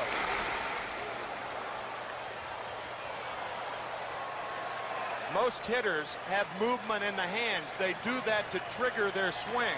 Olerud, very, very unusual. His hands are so still when he approaches the ball, but not Candy Maldonado.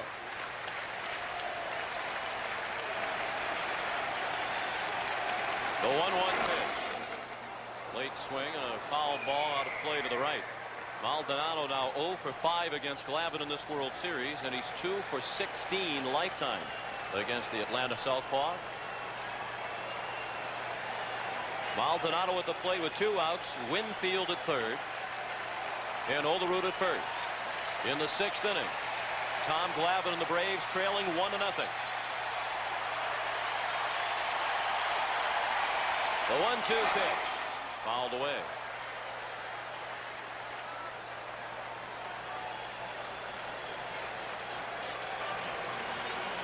Maldonado, as a result of that success with runners on base, drove in 6 runs in 6 games in the league championship series against Oakland. And he drove in the game-winning run last night. Another 1-2 pitch on the corner. Strike 3. Well, that was one of the few times tonight a borderline pitch went the pitcher's way. Woo. On to the 7th. 1-0 Blue Jays.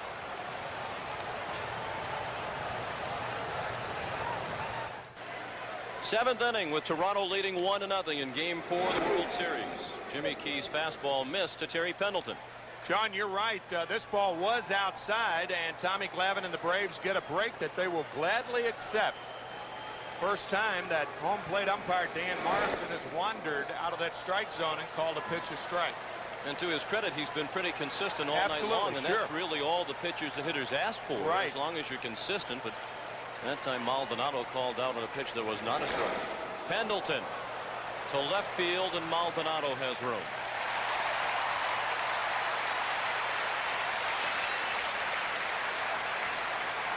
Todd Stottlemyre has started throwing in the Toronto bullpen.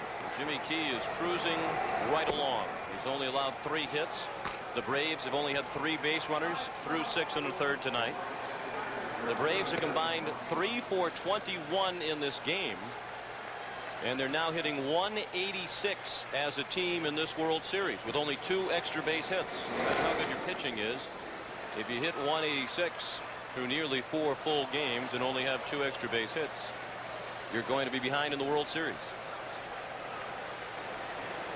Lonnie Smith up there with a count of 0-1 and now 0-2. Jimmy Key has been most impressive tonight.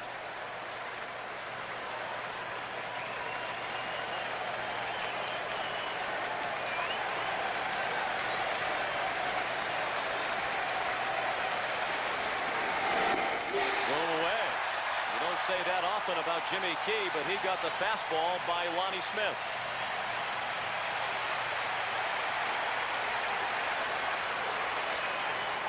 In last night's ball game, that remarkable catch by Devon White with Deion Sanders on at second base and Terry Pendleton on at first.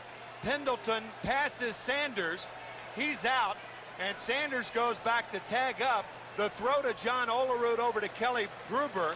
And what could have been and should have been a triple play was a double play initiated by a remarkable catch by Devon White. Some people even comparing it to Mays' catch in 1954. And Devon White, scary thing is he says, I've made better catches than that. There's Deion Sanders, who's not in the lineup tonight for Atlanta. Justice again sends it in the direction of Devon White. This one a much more routine play. Jimmy Key works another 1-2-3 inning. It's stretch time, but they're coming to their feet anyway for Jimmy Key. Game 4 in 1969. There's a ball hit to the outfield. Robinson playing his base. Winona makes the dive. He's got it. Here comes Robinson in to the plate. Scores. Tie ball game. Diving one-handed catch by Ron Swoboda of that Brooks Robinson liner of the 9th inning. Helped hold the Orioles to 1 run. It sent the game into extra innings. It's won it in 10, 2-1. Went on to win the series over Baltimore. Kelly Gruber with a swing and a miss for strike 1. He's 0 for 2 tonight. Last time up, he bounced into a 6-4-3 double play. Glavine has been walking the tightrope in just about every inning. He's only worked 2 1-2-3 innings through the first 6. Blue Jays have stranded runners in scoring position 4 of the 6 innings. So they have had chances to blow this game open with 2 out base hits.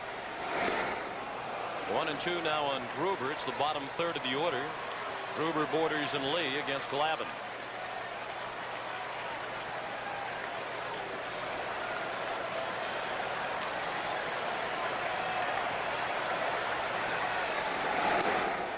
Two and 2. Bobby Cox a moment ago managed to chuckle despite the situation.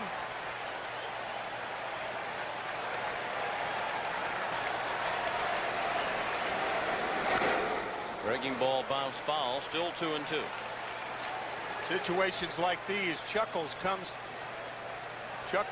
through clenched teeth.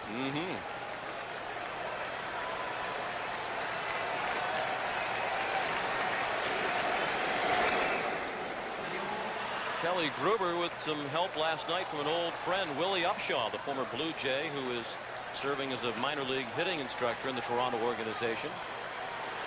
Kelly said he got a couple of pointers from Upshaw before the game last night, helped him relax at the plate, and he thought it contributed to his home run. Gruber has battled all the way to a count of 3-2 for Cito Gaston. The payoff pitch to the leadoff batter is ball 4. The 4th walk thrown by Glavine. Tommy has only struck out 1 tonight, and that was rather 2 tonight. And one of those was on the borderline pitch last inning to Maldonado. Gruber with decent speed. He's been slowed this season by injury. And Borders at the plate. He has accounted for the only run in this game with a leadoff home run in the 3rd.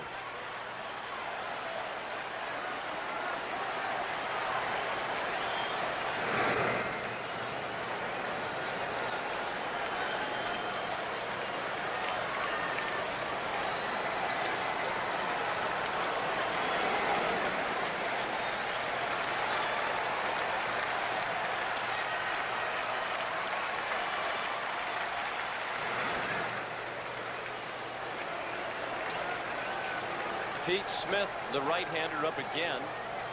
Mike Stanton, the left-hander, up for the first time in the Atlanta bullpen.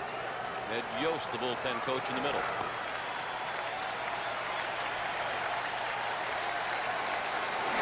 Borders punts toward first, a foul ball.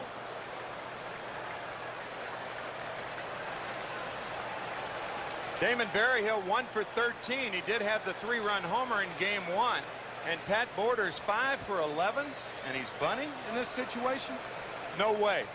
I think he either missed a sign, or if he was sacrificing, I think it's a wrong play. I mean, here's your hottest hitter, right-hander against a left-handed pitcher. You have the hammer. It's a 1-0 ball game. I think you go for the throat in this situation. You don't play add-on baseball.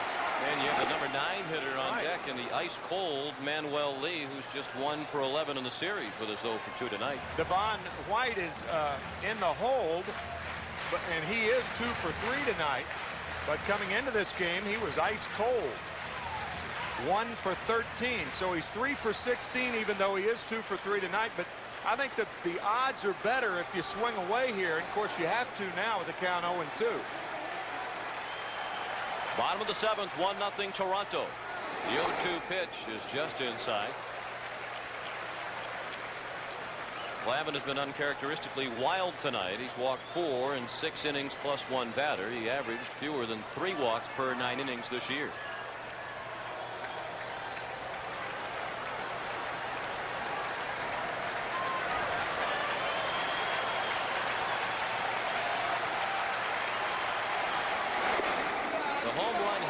Borders back in the 3rd was his first in 1992 off a left-handed pitcher. He hit 13 during the regular season, but amazingly all of them were against right-handers.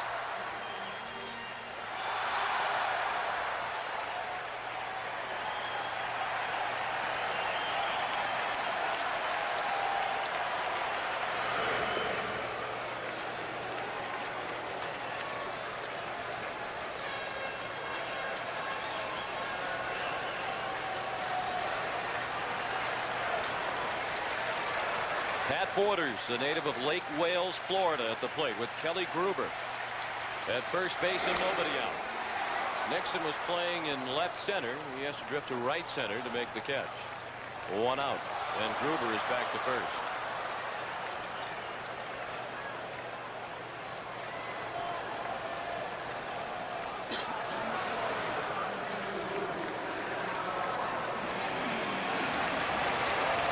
Now Manuel Lee. He's 0 for 2. Has bounced to second and to third. One thing Manuel Lee did this year, he cut down on his strikeouts. Last year, he became the only player in Major League history to have over 100 strikeouts with no home runs. That's not a good combination. No. It means your on-base percentage is way, way down. But he did have a much better year this year than he did last year with the bat. Struck out only 73 times and hit 3 homers and hit for a respectable average of 263.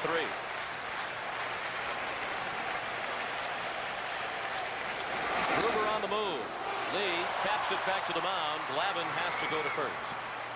Gruber went sliding into second base. Well, now his uniform matches his helmet. Gruber on the hit and run, and all a manager can do for a hitter is try to give him a good pitch to hit. And Manuel Lee doing his imitation of Bruce Lee as he chops down on the high fastball. But really, that's all you can do is pick a pitcher who's always around the plate. Glavine has been like that, but the pitch was a little up, but Manuel Lee, on making the out, does push Gruber to second base. So the Blue Jays have still another great chance to score as Glavine delivers to Devon White. Base hit left field. Gruber's being waved in. Gant with the throw to the plate. It is cut off. Throw to second. They have White in a rundown. The Blue Jays lead 2-0, and White is tagged out to end the inning. Gruber scores a big run on the 3rd hit of the night by Devon White. This ball scooting through to the outfield, and Devon White shrewdly trying to go to second base, making Terry Pendleton cut the ball off. Summary is sponsored by Budweiser. After 7, the Blue Jays lead 2-0 on a home run by Pat Borders in the 3rd and a 2-out single by Devon White in the 7th that brought in Kelly Gruber. Jimmy Key has allowed only 3 hits without issuing a walk through 7. Kelly Gruber still a bit sore. You can see the scrape on his chin as he went sliding head first into home plate with the 2nd run of the night for Toronto. Here is the play by Ron Gant, and what Devon White does, he makes Pendleton cut the ball off. Now you might say, well, Gruber would have been safe at home anyway, but Devon White was making sure by trading an out for a run. Good base running by White.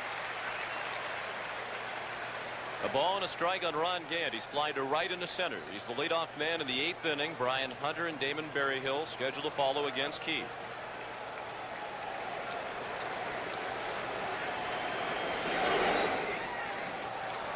And should Key falter, Toronto is to the part of the ball game where its bullpen specializes. Dwayne Ward, ordinarily the setup man for Tom Henke, and he's warming up with David Wells in the bullpen. Gant got a piece of it. 2-2 the count.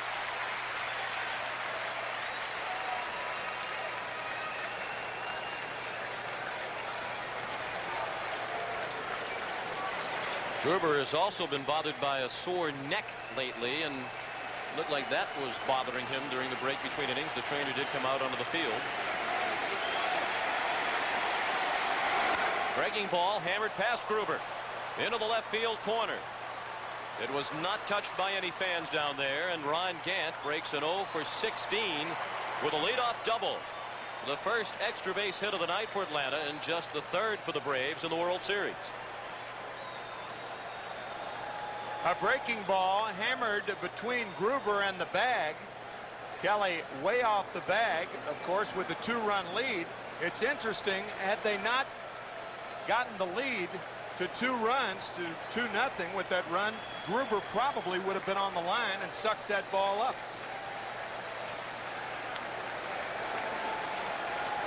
Our report from the field is that Kelly Gruber just had the wind knocked out of him, nothing more than that.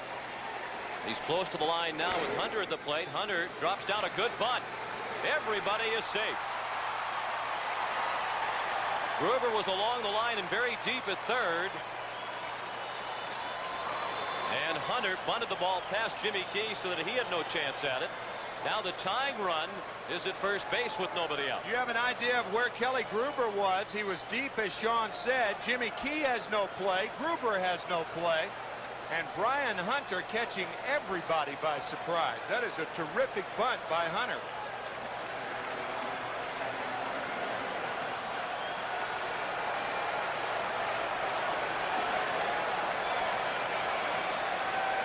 Jimmy Williams threw a slew of signs for Berryhill and the 2 runners. Berryhill was struck out and bounced back to the mound.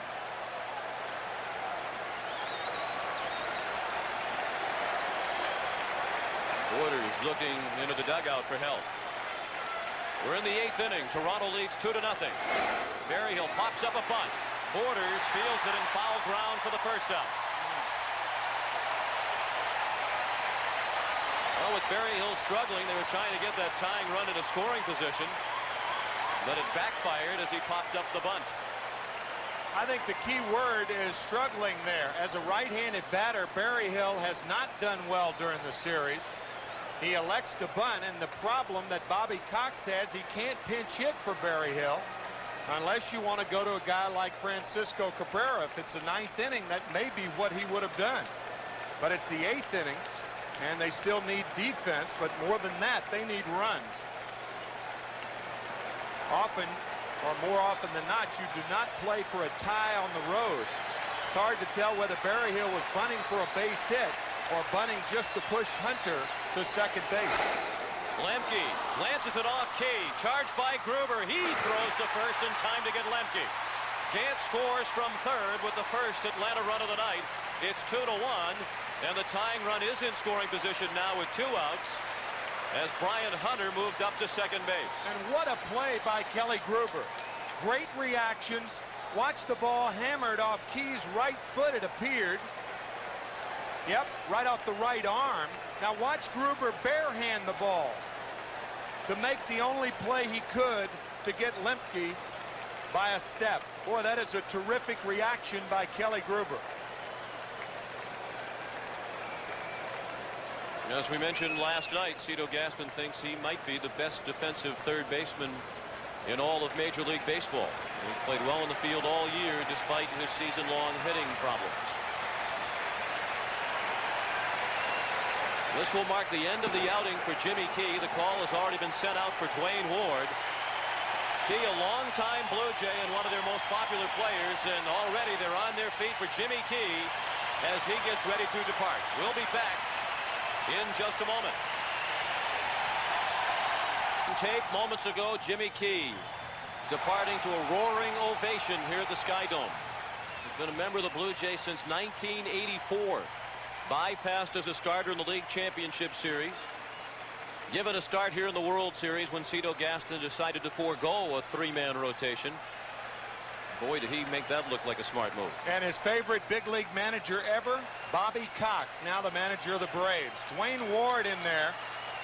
He has won the 2 games that the Blue Jays have won in this series.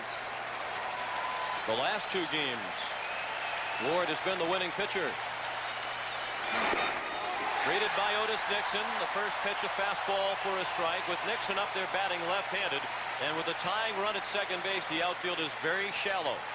Going to be very tough for Brian Hunter to score on a ball hit sharply at an outfielder. So if you're the runner at second, you have to cheat somewhere. So you have to get a better lead than you normally would. 2-1 Toronto in the 8th inning. The Braves have scored their first run of the night here in the 8th to knock Jimmy Key out. 1-1 the count on Nixon, who is 2 for 3 tonight. He came into the ball game 1 for 12 in the World Series. Dwayne Ward, a former Atlanta Brave.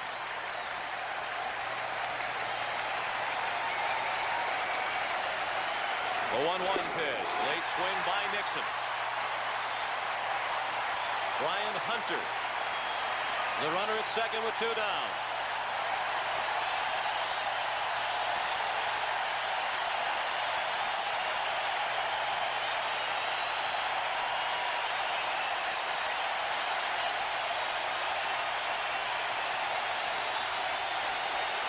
The 1-2 pitch by Ward, fouled away.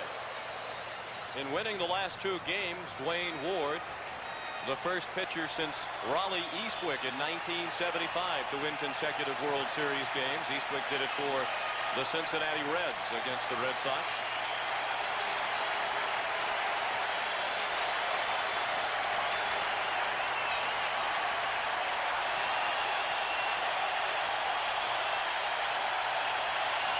Another 1-2 pitch, fouled away.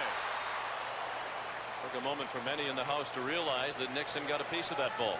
And Brian Hunter, when that ball, when Nixon made contact with the ball, Hunter was more than halfway to third base.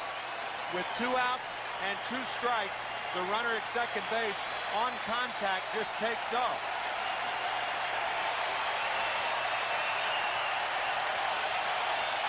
Toronto, top of the 8th inning. That is strike 3, and it gets away from Borders. It's up onto the screen. So Nixon is safe at first on the strikeout, and Brian Hunter is moved to third. A tremendous break for the Atlanta Braves. Nixon struck out. It should have been the end of the inning, but Borders couldn't play it.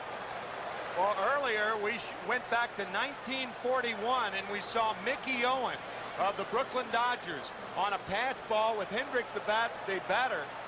And that won it for the Yankees that year, and he never lived it down. There it is 51 years later. And there is a strikeout and a ball that gets by Borders. Looked like a splitter from Ward. And now not only do you have a runner at third, but you have speed at first base in the person of Otis Nixon. It's a strikeout for Ward. He's also charged with a wild pitch. Jeff Blauser at the plate. 1 for 3 tonight, a single back in the first inning. Nixon takes off. The pitch is a ball. Borders ignores Otis Nixon, who goes to second with a stolen base. When you think about a pinch hitter in a situation like this, Jeff Blauser has really been struggling. Otis Nixon steals the base easily, but you have Deion Sanders on the bench, and he was 3 for 4 in last night's game. And Sid Bream, another possibility, hitting .375 in the series. Yep. They do have the left-hander Wells throwing in the bullpen. That's down the line. Olerud to Anita, play it and end the inning. The Braves leave 2 men in scoring position. On to the bottom of the 8th at the Ruckus Sky Dome. 2-1 Toronto.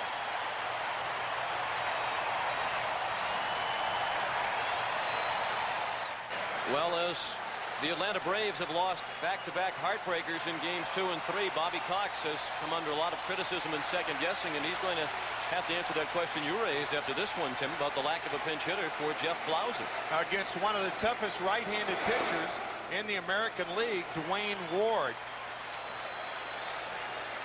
Roberto Alomar begins the Toronto 8th. Blue Jays leading 2-1. Alomar, Carter, and Winfield coming up against Glavine, who's gone all the way. You might say that, well, if you send up Sid Bream or Deion Sanders, then you're going to have David Wells in the game. Well, you're going to have a left-handed pitcher in there against whom left-handed hitters have hit .293 against. And you get Ward out of the game. I mean, he's your primary setup guy. I mean, would you trade David Wells for Dwayne Ward? I think any manager would say yes, especially with Jeff Blauser 4 for 34 in postseason play. Tell you, I don't see how he could not use a pinch hitter in that situation. Deion Sanders still on the bench. Bream bypassed as well. They would have been the most logical pinch hitting candidates. Alomar threw the bat at the ball. He lifts a lazy fly to right. 1 out in the 8th inning. At the conclusion of tonight's game, Tim and I will select the Chevrolet Most Valuable Player of the game. Chevrolet will donate $1,000 in the player's name to the Special Olympics.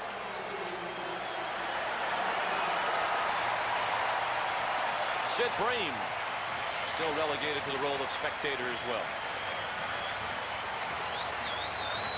I think you'd go after a guy like Sanders with the tying run on third base, because Sanders can beat out an infield hit. That's another advantage you have with a guy who can run like Deion Sanders. You have the tying run on third base. I think you give yourself every opportunity. Of course, Sanders hadn't faced a left-handed pitcher in a long time. But if he makes contact in the infield, those high chopper varieties, it's a tie ball game. I mean, I think there are a lot of ways to go, but Jeff Blauser against Dwayne Ward is the worst of those ways. Particularly with Blauser 4 for his last 34. Yeah.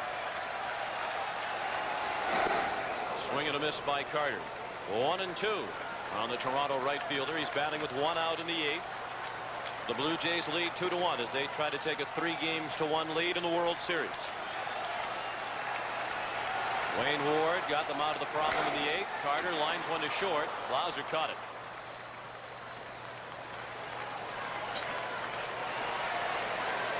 The Braves do have the heart of their order coming up in the top of the 9th. Batters 3, 4, and 5. Terry Pendleton, Lonnie Smith, and David Justice. Here's Dave Winfield, 0 for 2 with a walk.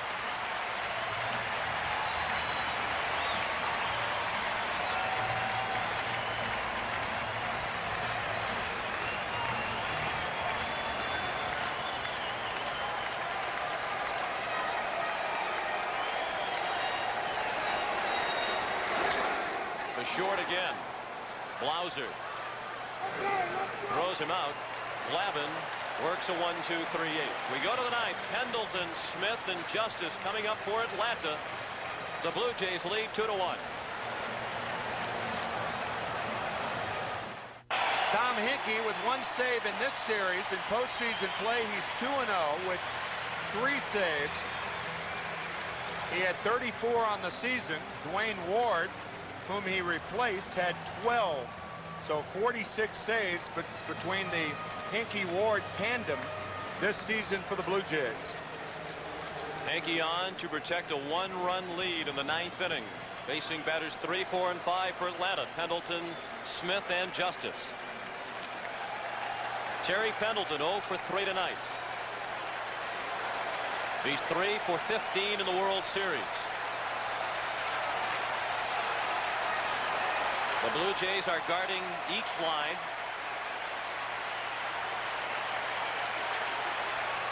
And Hinkie's first pitch is a fork ball for ball 1.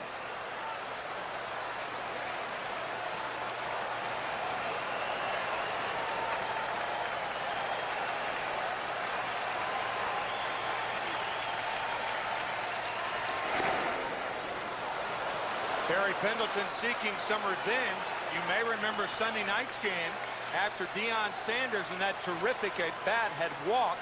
Terry Pendleton made the last out against Tom Hinkie with the tying run on second base. Pendleton taking all the way on 2-0. It's 2-1.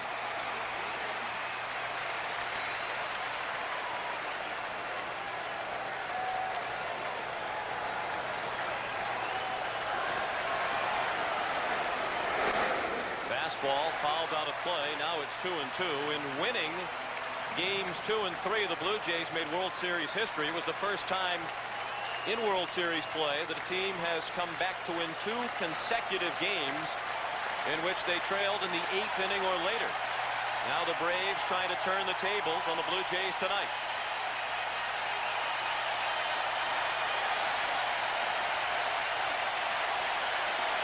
The 2-2 pitch. He struck him out.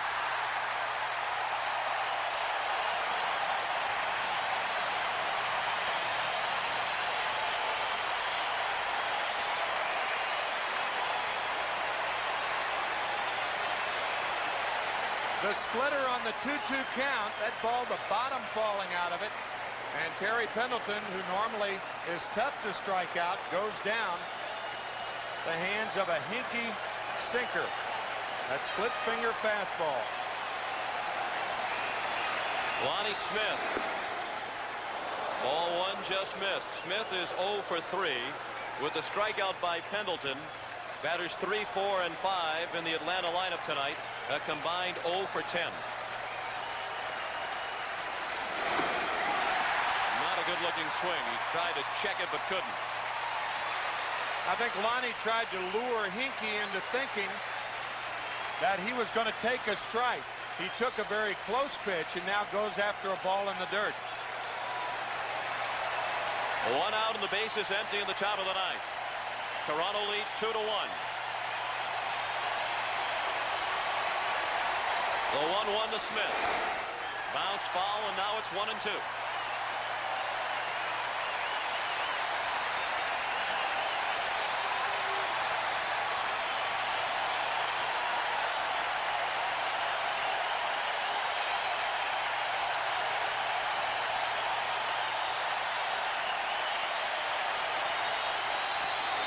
The 1-2 pitch. Bounce back to the mound. Hinkie stumbled a bit, but threw him out.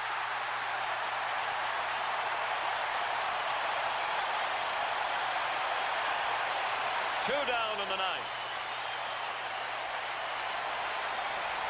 Hinkie falls to the first base side, recovers,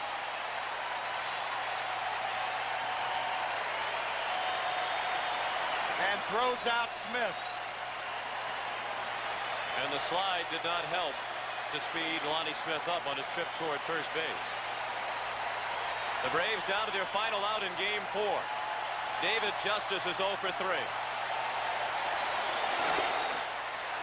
Ball 1 low and away. They do have the shift on this time for Justice.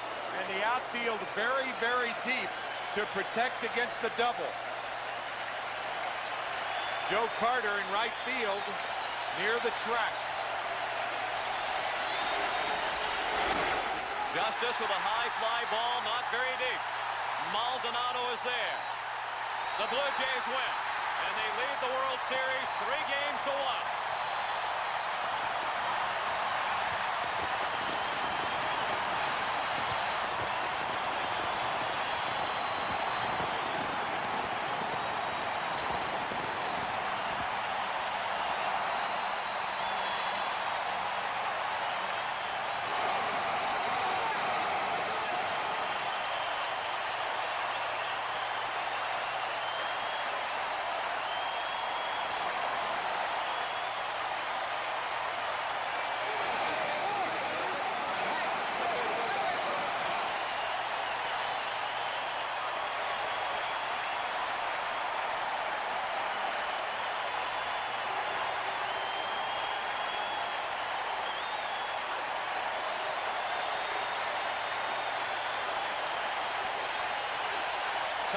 Yastrzemski saves it for Jimmy Key as the Blue Jays win Game 4 by a final score of 2-1. We'll be back to Sky Dome with Pat O'Brien and Jim Cott in just a moment.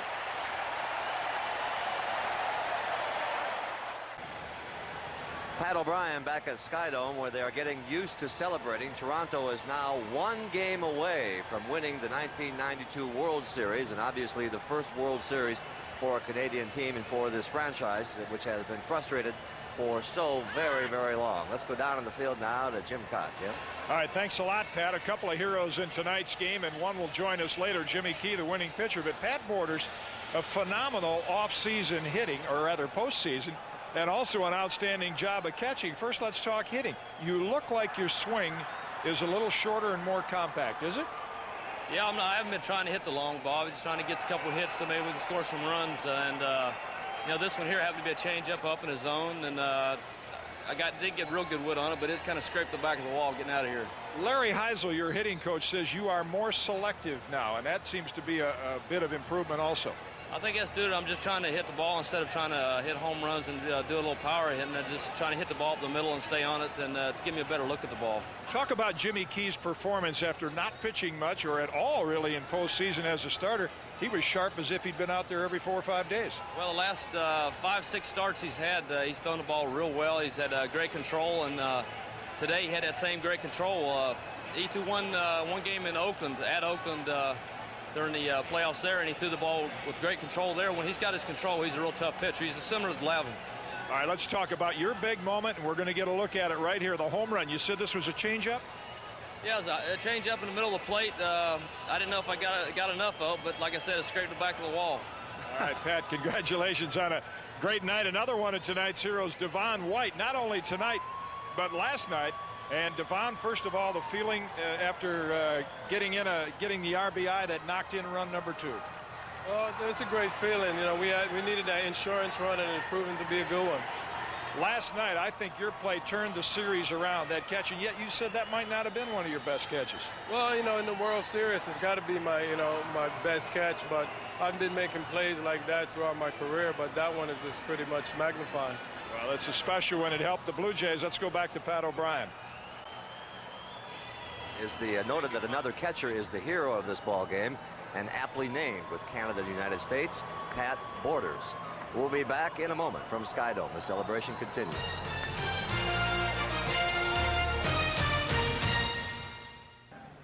For those of you who keep track of these things, and we know a lot of you do, this was the fastest game in World Series history in the last 7 years.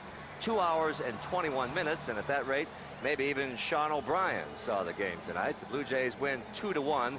The Chevrolet player of the game is Jimmy Key of the Toronto Blue Jays. Chevrolet will donate $1,000 in his behalf, American, to the Special Olympics. Let's go down to Kitty Cott. All right, Pat, the 2 quick-working lefties. In fact, the pitching in this series has been fantastic. Steve Avery and Tom Glavine, remarkable pitching in a losing effort. Why? Because of Guzman last night, and tonight Jimmy Key. And coming off 16 days of rest and having that kind of control, how did you stay sharp with all that rest? Well, I just tried them when I was through on the side during the playoffs and during this World Series. I tried to really be focused in what I was doing, and because I knew I possibly would get a chance, and I wanted to be on my best, and it paid off tonight. I had the ball where I wanted to after the first inning. I got very fortunate in the first inning. I felt they hit a couple balls hard. We caught them, and then after that, I started getting the balls in the zones I wanted them, and when I do that, I usually pitch very well, and things rolled around pretty smoothly for me. Great reception coming off here from this crowd. You've been a favorite here a long time. That feeling walking off the mound. It's probably the best feeling I've ever had here. You know, I pitched in the All-Star game here last year, but to pitch like this in a World Series in front of the home crowd, it's been a great career for me here, and we'll see if I'm back next year, but I really enjoyed tonight. I had a lot of fun with it. Jimmy Key, tonight's winning pitcher. Let's go back to Pat O'Brien. All right, Kitty, and speaking of pitchers, of course, it's not over until it's over, the old cliche, but the Braves must now beat Jack Morris, David Cone, and Juan Guzman to win this thing. We'll be back in a moment. Stay with us.